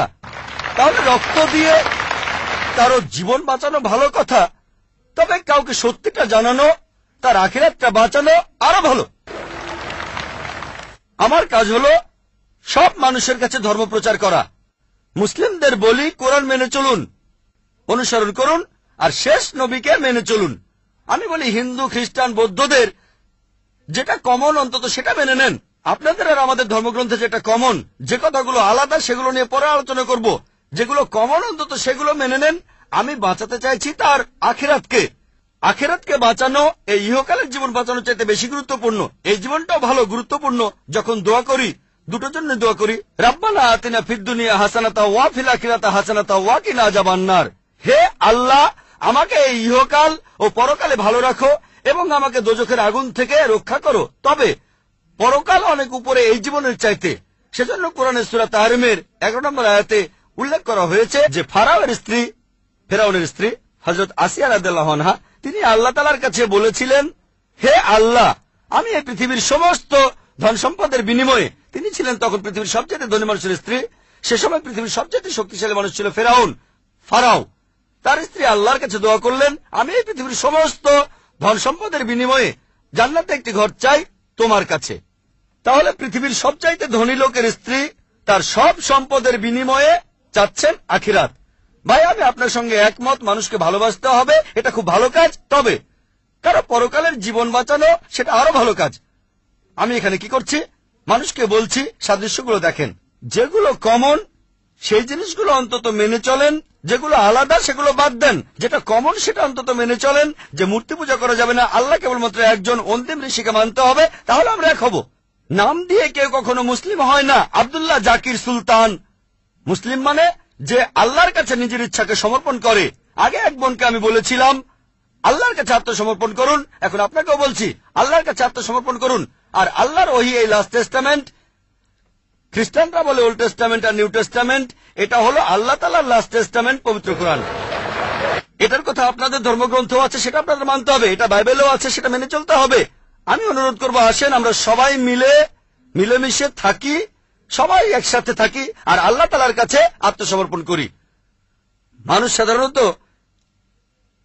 লেভেল জিনিসটা পছন্দ করে না, জানো লেভেলটা গুরুত্বপূর্ণ নয়। পবিত্র কোরআনের সূরা ইমরানের 19 নম্বর আয়াতে উল্লেখ করা হয়েছে, ইন্নাদ-দীনা ইনদাল্লাহিল ইসলাম, আল্লাহ তাআলার কাছে একমাত্র যে ধর্মটা গ্রহণযোগ্য সেটা আল্লাহর কাছে আত্মসমর্পণ করা। যদি আল্লাহর কাছে নিজের ইচ্ছাকে সমর্পণ করেন, আপনার আখিরাত পরকালের জীবনটা বেঁচে যাবে। এবারে আপনার দ্বিতীয় প্রশ্নে আসি। নারীদের কথা বললেন যে সব ধর্মই নারীদের খারাপ চোখে দেখে। সব ধর্মই, খ্রিস্টান ধর্ম, হিন্দু ধর্ম, ইসলামের কথাও বললেন, সবাই খারাপ চোখে দেখে। খ্রিস্টানরা খারাপ চোখে দেখে, হিন্দুরা খারাপ চোখে দেখে, মুসলিমরাও খারাপ চোখে দেখে। মুসলিম মানে যে আল্লাহর কাছে নিজের ইচ্ছাকে সমর্পণ করে। আর সত্যিকারের মুসলিম কোন নারীর দিকে কখনো খারাপ দৃষ্টিতে তাকাবে না। যদি কেউ করে সে মুসলিম নয়। আল্লাহ পবিত্র কোরআনে বলেছেন, সূরা নূরের 30 নম্বর আয়াতে উল্লেখ করা হয়েছে, মানুষ শুধু নারীর হিজাবের কথা বলে। আল্লাহ তাআলা পবিত্র কোরআনে প্রথমে বলেছেন পুরুষের হিজাবের কথা। মুমিন পুরুষদের বলো তারা যেন দৃষ্টি সংযত আর লজ্জাস্থান হেফাজত করে। যখন কোনো পুরুষ কোনো নারীর দিকে তাকাবে, তখন তার মনে, সেই পুরুষের মনে কোনো খারাপ চিন্তা আসলে সে দৃষ্টি নিচু করবে। আপনাদের বেদেও কথা আছে। যদি আপনি ঋগ্বেদ পড়েন 8 নম্বর গ্রন্থ 33 নম্বর অনুচ্ছেদের 19 নম্বর মন্ত্র, ব্রাহ্ম তোমাদের নারী বানিয়েছেন, সুতরাং দৃষ্টি নিচু করো আর মাথার উপরে কাপড় দাও। হিন্দু ধর্মগ্রন্থ নারীদের শ্রদ্ধা করে, তবে সেই ধর্মগ্রন্থে এমন কথাও আছে যেগুলো নারীদের ছোট করেছে, সেগুলো বলতে চায় না। যদি মনুস্মৃতি পড়েন, সেখানে নারীদের বিরুদ্ধে অনেক কথা আছে, সেগুলো আমি এখানে বলতে চাই না, কারণ আমি চাই না কেউ বলুক ডক্টর জাকির নায়েক হিন্দু ধর্মের সমালোচনা করছেন। পবিত্র বাইবেলেও নারীদের সম্পর্কে ভালো কথা আছে, আবার খারাপ কথাও আছে। ভালো কথাগুলো এখানে বলতে পারি, খারাপ কথাগুলো বলতে চাচ্ছি না। আমি চ্যালেঞ্জ করছি, কেউ আমাকে পবিত্র কোরআনের এমন একটা কথা দেখান যেটা নারীদের বিরুদ্ধে বলেছে। নারীদের বিরুদ্ধে একটা সহিহ হাদিস দেখান যেটা নারীদের বিরুদ্ধে বলেছে। হ্যাঁ, প্রত্যেক সম্প্রদায়ে কিছু কুলাঙ্গার দেখতে পাবেন। এমন কিছু মুসলিম হয়তো আছে যারা শুধু নামেই মুসলিম। তারা মেয়েদের দিকে তাকাতে পারে, মেয়েদের উত্ত্যক্ত করতে পারে, তবে তারা সত্যিকারের মুসলিম নয়। আপনি বললেন যে ইসলাম আর মুসলিমরা মেয়েদের খারাপ চোখে দেখে। যদি এই কথাটা বলে থাকেন, ভুল বলেছেন। যদি হিন্দু ধর্মগ্রন্থের সেই কথাগুলোর উদ্ধৃতি দিয়ে বলেন যে হিন্দু ধর্ম নারীদের বিরুদ্ধে কথা বলে, আমি বিভিন্ন ধর্মের উপর একজন ছাত্র হিসেবে কথাটা মেনে নেব যে হ্যাঁ, আপনি মনুস্মৃতির সেই অনুচ্ছেদগুলোর কথা বলছেন যেগুলো নারীদের বিরুদ্ধে বলে। যদি বাইবেলে নারীদের বিরুদ্ধে বলা কথাগুলোর উদ্ধৃতি দেন, হ্যাঁ, সেগুলো তো বাইবেলে লেখা আছে। তবে আমি চ্যালেঞ্জ করছি, পবিত্র কোরআনে এমন মাত্র একটা আয়াত দেখান যেখানে নারীদের বিরুদ্ধে কথা বলে। এমন মাত্র একটা সহিহ হাদিস দেখান, আমাদের নবী সাল্লাল্লাহু আলাইহি ওয়াসাল্লামের মাত্র একটা কথা দেখান যেটা নারীদের বিরুদ্ধে বলেছে। সত্যি বলতে মুহাম্মদ সাল্লাল্লাহু আলাইহি ওয়াসাল্লাম হলেন পৃথিবীর প্রথম মানুষ যিনি নারীদের উপরে তুলেছেন আর তাদের সমান অধিকার দিয়েছেন। আমি একটা লেকচার দিয়েছিলাম ইসলামে নারীর অধিকার, এছাড়াও আরেকটা লেকচার ইসলাম এবং অন্যান্য ধর্মের নারীর অধিকার আমি সেখানে দেখিয়েছি। তাই আপনি যখন বললেন ইসলাম নারীদের অসম্মান করে, কথাটা ঠিক নয়। তবে আমি ইসলাম সম্পর্কে কথা বলিনি। ইসলাম সবসময় নারীদেরকে মর্যাদা দিয়েছে। মুসলিমরা এই কাজটা করেছে, যে তারা মুসলিমরা এই কাজ করছে। আর হিন্দু বা খ্রিস্টান এরাও নারীদের ছোট চোখে দেখে। ইসলাম কখনো এটা করে না। ধন্যবাদ আপনাকে, অনেক ধন্যবাদ ভাই, আপনাকে অনেক ধন্যবাদ। আমি একথাই বলেছি। তবে মুসলিমরা দুর্ভাগ্যজনকভাবে ইসলামের অনুসারীরা এই জিনিসটা প্রয়োগ করে না। হ্যাঁ ভাই, আমি আপনার সঙ্গে একমত। আমি বলেছিলাম কিছু লোক এমন, এখন ধরেন মার্সিডিজ গাড়ি কত ভালো এটা জানার জন্য যদি ড্রাইভারের সিটে কোনো আনারি লোককে বসান আর সেই ড্রাইভার যদি গাড়িটা অ্যাক্সিডেন্ট করে, কাকে দোষ দেবেন? গাড়ি না ড্রাইভারকে? ড্রাইভারকে দোষ দেবেন। মার্সিডিজ গাড়ি কত ভালো এটা জানতে যদি চান, চেক করেন সেখানে কি কি আছে, এভারেজ স্পিড কেমন, পিক আপটা কেমন, গিয়ার রেশিও কেমন, নিরাপত্তা ব্যবস্থাগুলো কি কি। তাহলে ইসলামকে বিচার করতে চাইলে পবিত্র কোরআন আর সহিহ হাদিস পড়েন। মুসলিমদের দেখবেন না। যদি গাড়িকে পরীক্ষা করতে চান তাহলে আপনি ড্রাইভারের সিটে পাকা ড্রাইভারকে বসান। শ্রেষ্ঠ মুসলিমের দৃষ্টান্ত নবীজি সাল্লাল্লাহু আলাইহি ওয়াসাল্লাম। খ্রিস্টান ধর্মে পবিত্র বাইবেলে আছে, বুক অব জেনেসিস 3 অধ্যায়ের 16 অনুচ্ছেদে মহান ঈশ্বর বলেছেন, তোমরা নারী, তোমরা খুব যন্ত্রণা পেয়ে সন্তানের জন্ম দেবে। এটা নারীদের প্রতি ঈশ্বরের অভিশাপ, গর্ভধারণ নারীদের জন্য শাস্তি। ইসলাম ধর্মে গর্ভধারণ নারীদের জন্য সম্মানের। পবিত্র কোরআনে সূরা নিসার 1 নম্বর আয়াতে উল্লেখ করা হয়েছে গর্ভধারিণী মাকে সম্মান করো। পবিত্র কোরআনে সূরা লুকমানের 14 নম্বর আয়াতে উল্লেখ করা হয়েছে আমি মানুষকে তাদের বাবা মায়ের সাথে ভালো ব্যবহার করার নির্দেশ দিয়েছি। মা অনেক কষ্ট সহ্য করে সন্তানকে গর্ভধারণ করেন, অনেক কষ্ট পেয়ে সন্তানের জন্ম দেন। নবীজি বলেছেন, যদি তোমরা তোমাদের মাকে সোনার পাহাড়ও এনে দাও, তোমাকে যে 9 মাস গর্ভে ধারণ করেছিলেন তার বিনিময়ে, তারপরও শোধ হবে না। ইসলাম এই কথাই বলছে।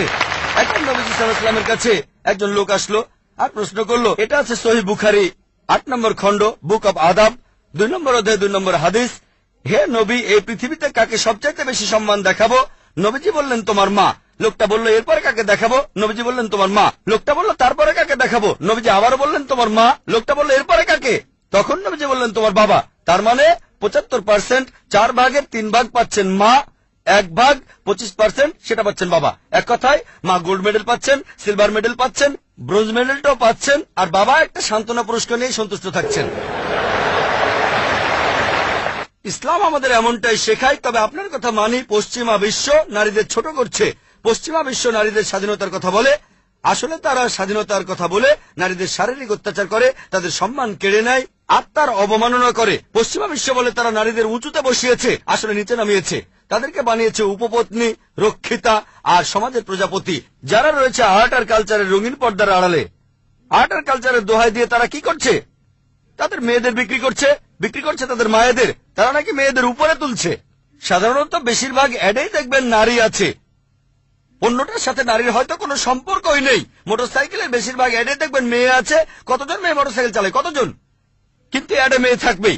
তারপর মোটর গাড়ির অ্যাডে, সেখানেও মেয়েদের দেখবেন। আমার এক বন্ধু একবার বলেছিল যে বিএমডাব্লিউ একটা খুব বিখ্যাত অ্যাড, মার্সিডিজ বেঞ্জ খুব ভালো গাড়ি, তরুণদের প্রিয় হলো বিএমডাব্লিউ, এর স্পিড বেশি, পিক আপও ভালো। তো বিএমডাব্লিউর একটা অ্যাডে বিকিনি পরা একটা মেয়ে দাঁড়িয়ে আছে বিএমডাব্লিউ গাড়ির সামনে, আর নিচে লেখা, এখনই চালানো শুরু করুন। কাকে? মেয়েটাকে না গাড়িটাকে? বিক্রি করছে মেয়েদের, বিক্রি করছে মায়েদের। ইসলাম ধর্মে নারীদেরকে সম্মান করি, মায়েদের সম্মান করি, বোনদের সম্মান করি, মেয়েদের সম্মান করি, তাদের শ্রদ্ধা করি, তাদের ভক্তি করি। আমার ভিডিও ক্যাসেট দেখেন, ইসলামে নারীর অধিকার। আশা করি উত্তরটা পেয়েছেন। আমার নাম বিনয় কুমার, আমি একজন আর্টিস্ট, একজন পেইন্টার। আপনাকে আমি একটা প্রশ্ন করব যে আপনার ওয়েবসাইটে 2টা যুক্তি দেখিয়েছিলেন যে মোহাম্মদ বাইবেল থেকে কিছু কপি করেননি অথবা অন্য কোনো বই থেকেও কপি করেননি।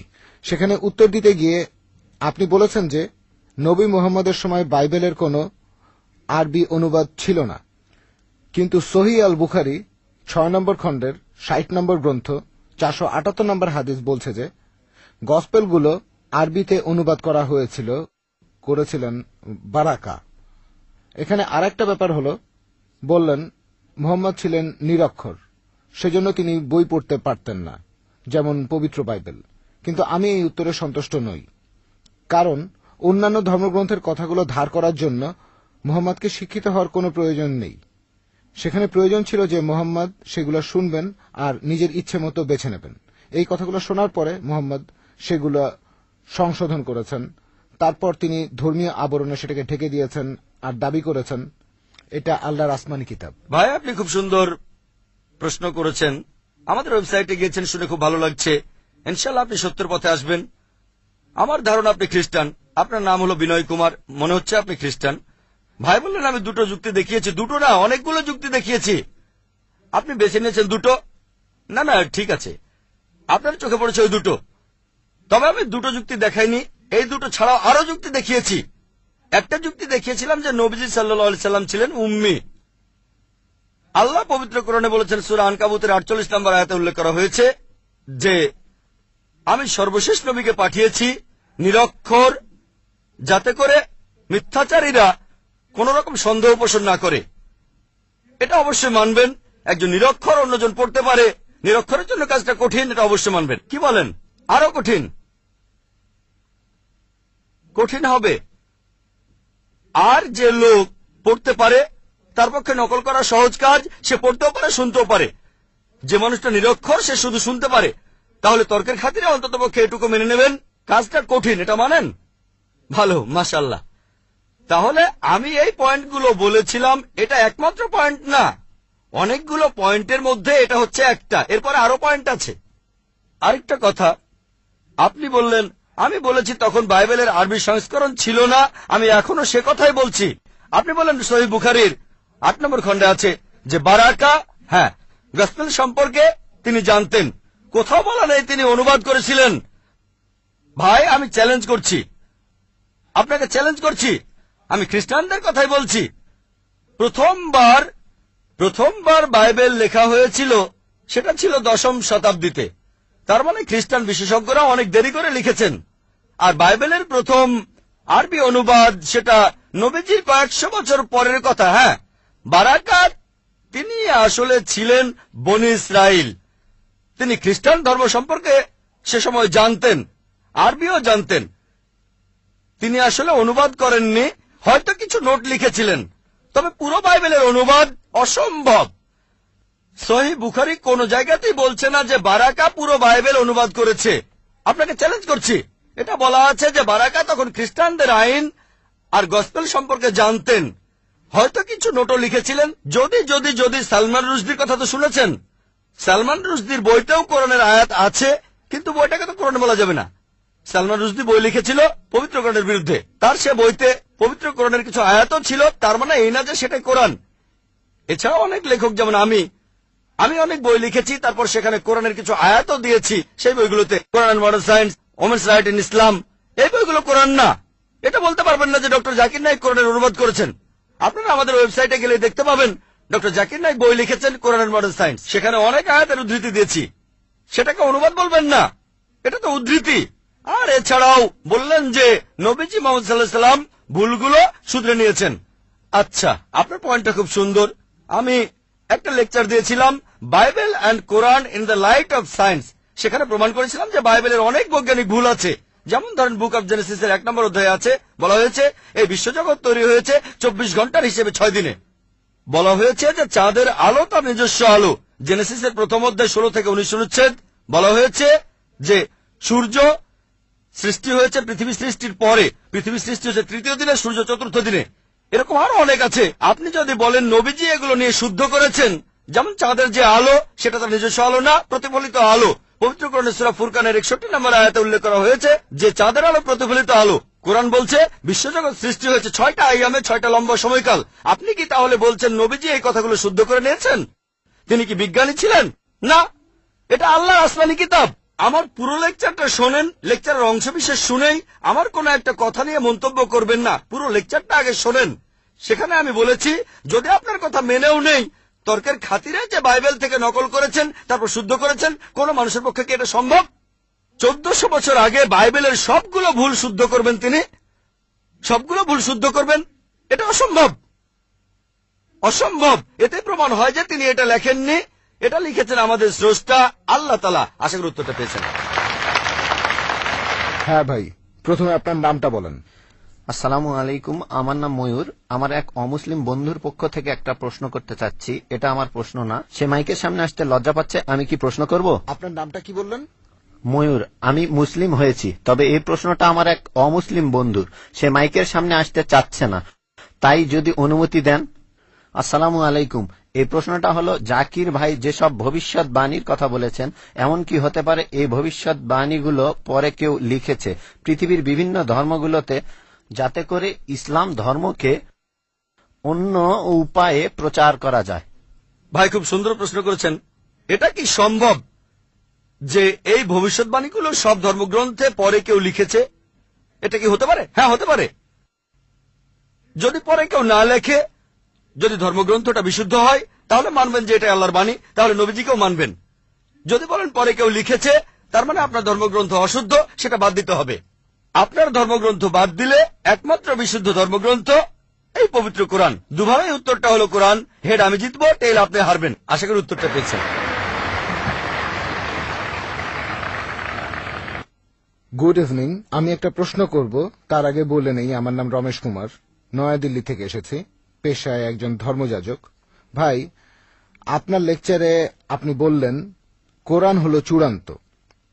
আচ্ছা, কিন্তু আমার একটা প্রশ্ন আছে যে ইয়ামামার যুদ্ধে সে সময় কোরআনের অনেক হাফেজ মারা গিয়েছিলেন। অনেকে মনে করেন যে আবু বক্করের সময় পবিত্র কোরআন হারিয়ে গেছে।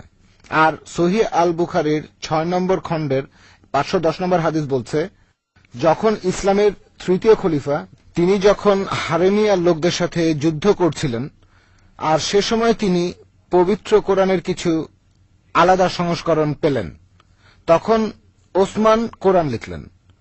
আর একটা কথা, আল্লাহ পবিত্র কোরআনে বলেছেন 15:9, আমি কোরআন অবতীর্ণ করেছি, আমি সংরক্ষণ করব। কিন্তু কোরআন সংরক্ষিত হয়নি। আমি জানতে চাই যে কোরআন কখন বিকৃত হয়েছে, কেন বিকৃত হয়েছে, কোথায় বিকৃত হয়েছে, কে এটাকে বিকৃত করেছে, কখন বিকৃত হয়েছে।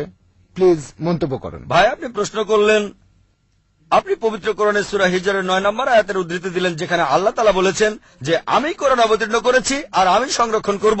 তাহলে কোরআন বলছে যে কোরআন বিকৃত হয়নি, আল্লাহ বলেছেন কোরআন বিশুদ্ধ। তাহলে সহিহ বুখারী কেন বলছে যে কোরআন হারিয়ে গেছে? হযরত আবু বকরের সময়ে তৃতীয় খলিফা হযরত ওসমান আসলেন, তিনি কোরআনের অনেক সংস্করণ পেলেন। তারপরে এটা কিভাবে হলো? ভাই, সহিহ বুখারী যে কথাটা বলছেন সেটা ঠিক। যেটা হযরত ওসমান রাদিয়াল্লাহু আনহু পেয়েছিলেন সেটা বিভিন্ন বাচনভঙ্গি। যেমন ইংরেজি ভাষায় দেখবেন অনেক বাচনভঙ্গি আছে। একই ইংরেজি সাউথ ইন্ডিয়ানরা একভাবে বলে, হোয়াট ইজ ইউর নেম। কোন ইংরেজ লোক হোয়াটস ইউর নেম। হায়দ্রাবাদীদের বাচনভঙ্গিটা আলাদা, আমি সেভাবে বলতে পারবো। হিন্দি স্টাইলটা একরকম। আমার স্ত্রী বলছিল যে তুমি হায়দ্রাবাদী স্টাইলে লেকচার দাও না কেন, উর্দু স্টাইলে। নাকো। বোম্বেতে আমরা নাকো বলি না, বোম্বেতে আমরা বলি আয়েঙ্গা, খায়েঙ্গা, জায়েঙ্গা, পিয়েঙ্গা। একবার আমাকে বোম্বের এক ভাই বলেছিলেন আয়েঙ্গা জায়েঙ্গা ছিল আসলে গতকাল। তাহলে এক এক জায়গার বাচনভঙ্গি হচ্ছে এক এক রকম। সেই একইভাবে হযরত ওসমানের সময়ে আরবি ভাষায় হযরত ওসমান দেখলেন অনেক বাচনভঙ্গি। আমাদের নবীজির অনুমতি দিয়েছিলেন 7টা বাচনভঙ্গির। তাহলে উচ্চারণ করতে গিয়ে ভুল হয়েছিল। এই ভুলগুলো দেখে হযরত ওসমান বললেন এটাকে চূড়ান্ত করো, আর আমরা এখানে শুদ্ধভাবে উচ্চারণ করব। তাহলে বুঝতে পারলেন যে তিনি বাচনভঙ্গি শুদ্ধ করেছেন। যদি কেউ বলে হোয়াট ইজ ইউর নেম, কোন ইংরেজি বলবে এ আর কেমন ইংরেজি, what is your name, what's your name. American বাচনভঙ্গি আলাদা, ব্রিটিশ বাচনভঙ্গি আলাদা, নিউজিল্যান্ডেরটা আলাদা। কিছু গ্রহণযোগ্য, কিছু গ্রহণযোগ্য না। এটা হলো কারণগুলোর একটা। তিনি সংশোধন করেছিলেন বাচনভঙ্গি। 2 নম্বর, আমাদের নবীজি সাল্লাল্লাহু আলাইহি সাল্লাম যখন কোরআন নাজিল হতো তার সাথে লেখক থাকত। নবীজি সেই সব লেখকদের তিনি যা শুনেছেন সেগুলো বলতেন, সাহাবাগণ লিখে নিতেন, নবীজি আবার চেক করতেন। এভাবে যায়েদ বিন সাবিত রাদিয়াল্লাহু আনহু তিনি ছিলেন প্রধান লেখক, আরো অনেকে ছিলেন। এছাড়াও অনেক সাহাবী নবীজির কাছে আয়াতগুলো শুনতেন, তারপর বাসায় গিয়ে যেটা মনে আছে সেটা লিখে ফেলতেন। এখানে ধরেন কেউ আমার লেকচার শুনলো, তারপর বাসায় গিয়ে লিখলো, সেটা ঠিকও হতে পারে, ভুলও হতে পারে, অবিকল আমার মতো হবে না। তবে আমি যদি চেক করে সেখানে কিছু নোট দেই, এটা লেখেন, আরেকবার পড়েন, এটা ভুল হয়েছে, শুধরে নেন, তাহলে কোরআনের যে কপিটা আমাদের নবীজির কাছে ছিল সেটা চেক করেছিলেন তিনি নিজেই যখন জীবিত ছিলেন। এটা দেয়া হয়েছিল তার স্ত্রী বিবি হাফসা রাদিয়াল্লাহু আনহার কাছে। তিনি ছিলেন হযরত ওমর রাদিয়াল্লাহু আনহুর মেয়ে। এটা বিবি হাফসার কাছে ছিল। পরে মানুষজন নিজে থেকেই লেখা শুরু করলো, তাদের স্মৃতি থেকে সেখানে ভুল হওয়াটাই স্বাভাবিক। পবিত্র কোরআন কিন্তু ভুল নয়, যদিও সেখানে বেশ কিছু লোকের লেখা নোট ছিল। হযরত ওসমান বললেন, এখন তো মানুষ ভুল বুঝতে শুরু করবে যে এগুলোই আসল কোরআন। এখন আমি কোরআনের সঠিক কপি করব, তারপর পৃথিবীর বিভিন্ন প্রান্তে সেটাকে ছড়িয়ে দেব, আর মুসলিমরা বুঝতে পারবে যে এটাই হলো আসল। কোরআনে পরিবর্তন হয়নি। মানুষজন বিভিন্ন নোট লেখা শুরু করলো, অন্যরা বুঝতে পারত না যে এটাই শুদ্ধ কোরআন নাকি ভুল কোরআন। আর তৃতীয় খলিফা হযরত ওসমান রাদিয়াল্লাহু আনহু তিনি কি করলেন, একটা কমিটি বানালেন সাহাবাগণকে নিয়ে, তারপর অরিজিনালটা থেকে কপি করলেন আর পৃথিবীর বিভিন্ন প্রান্তে ছড়িয়ে দিলেন। এরকম একটা কপি আছে এখনো তাশখন্দে। এছাড়া তুরস্কের কপটাকে মিউজিয়ামে যদি পরীক্ষা করেন অবিকল একই কথা। এছাড়াও হাফেজরা আছেন, কোরআনের সব কপি পুড়িয়ে ফেললেও পৃথিবীতে হাজার হাজার হাফেজ আছেন, পবিত্র কোরআন যাদের হৃদয়ে আছে, যদি সব কপিও পুড়িয়ে ফেলেন, কথার কথা, তারপরে এই যে হাফিজগণ আছেন তারা আবারও কোরআনের কপি তৈরি করতে পারবেন। আশা করি উত্তরটা পেয়েছেন।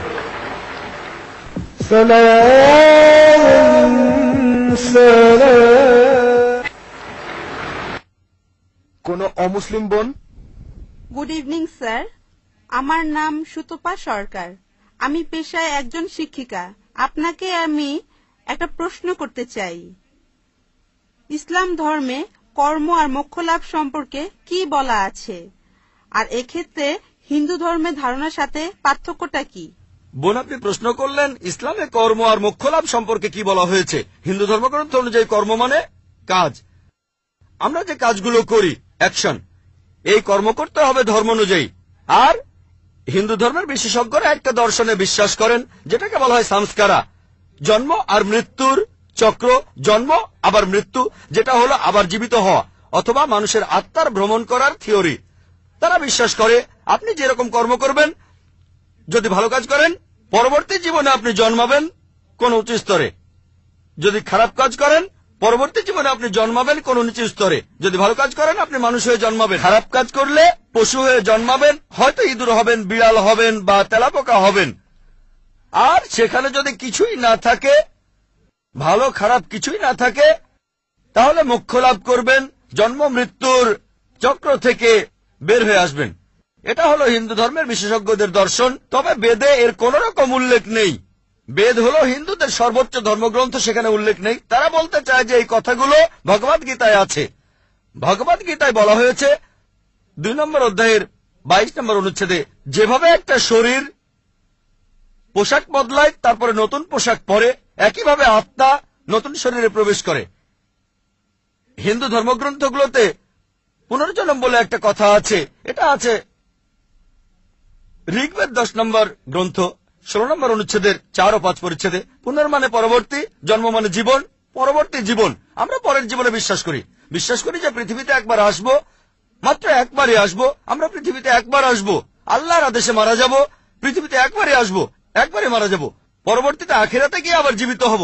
তাহলে ইসলাম অনুযায়ী আমরা এই পৃথিবীতে একবারই আসব, তারপর আমরা আল্লাহর আদেশে কিয়ামতের দিনে আবার জীবিত হব। কাজের উপর নির্ভর করে বেহেশত বা দোজখে যাবেন, স্বর্গ বা নরকে, বেদ এমন কথাই বলছে। কিন্তু তারা এটা বোঝে না, হিন্দু বিশেষজ্ঞরা, যে কেন মানুষ জন্মায় বোবা হয়ে, জন্মায় অন্ধ হয়ে, কেউ গরিব হয়, আবার কেউ ধনী হয়, কেউ বা স্বাস্থ্যবান। ঈশ্বর তো কোনো অন্যায় করেন না। তাই তারা একটা দর্শন আনলো যে জন্ম মৃত্যু, আত্মার ভ্রমণ করে বেড়ানো। বেদের কোথাও এই কথার উল্লেখ নেই। এমনকি ভগবদ গীতাও এমন কথা বলছে, পুরনো পোশাক বাদ দিয়ে শরীর যেমন নতুন পোশাক পরে, একইভাবে আত্মা পুরনো শরীর ছেড়ে নতুন শরীরে যায়।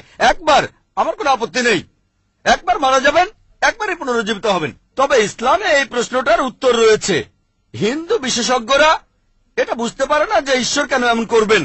কিছু মানুষ জন্ম থেকে বোবা, কেউ বা স্বাস্থ্যবান, কারো হার্টের সমস্যা, কেউ গরিব আবার কেউ ধনী। ইসলাম বলে, পবিত্র কোরআনে সূরা মুলকের 2 নম্বর আয়াতে উল্লেখ করা হয়েছে, আল্লাহ জি খালাকাল মাউতা ওয়াল হায়াতা, আল্লাহ সৃষ্টি করেছেন জীবন ও মৃত্যু তোমাদেরকে পরীক্ষা করার জন্য। এই জীবনটা পরকালের জন্য পরীক্ষা। এখন কেউ হয়তো জন্মায় গরিব হয়ে, কেউ ধনী হয়ে।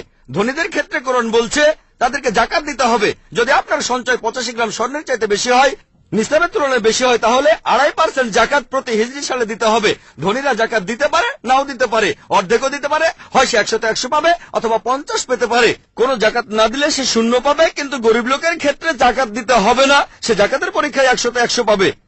আমরা বলি এত গরিব লোক, কিন্তু গরিব জাকাতের পরীক্ষায় 100-100 পাবে, 100-100।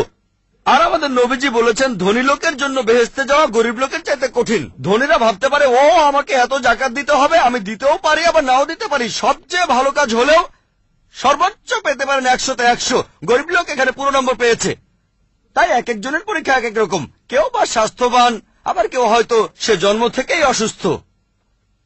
এটা আমরা মানি না যে আগের জন্মের পাপের কারণে কেউ অন্ধ হয়ে জন্মেছে। এটা পরকালের জন্য পরীক্ষা। এমন না যে সে পাপ করেছে, হয়তো এটা বাবা মায়ের জন্য পরীক্ষা। পবিত্র কোরআনে সূরা আনফালের 28 নম্বর আয়াতে উল্লেখ করা হয়েছে, তোমাদের সম্পদ ও সন্তানরা তোমাদের জন্য পরীক্ষা। হয়তো আল্লাহ বাবা মাকে পরীক্ষা করছেন, হয়তো তারা ধার্মিক, আর দেখা গেল যে তাদের সন্তান একেবারে জন্ম থেকে অসুখ। দেখে কেউ হয়তো বলবে, আমি আল্লাহকে বিশ্বাস করি না।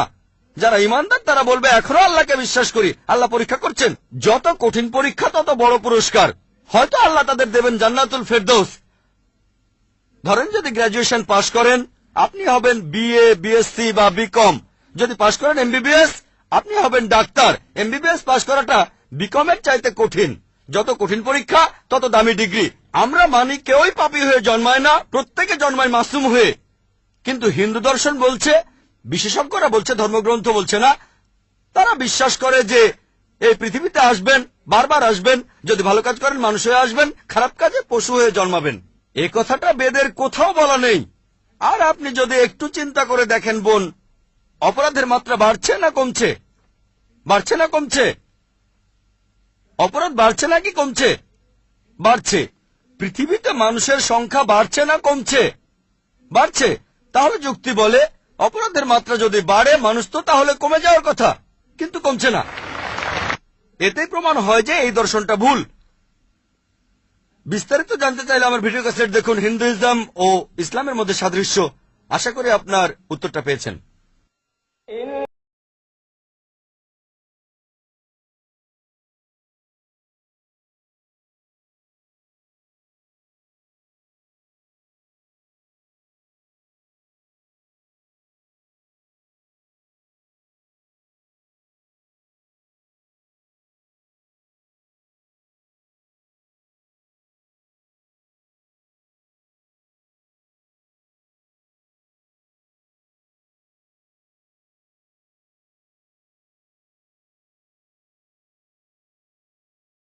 يعقلون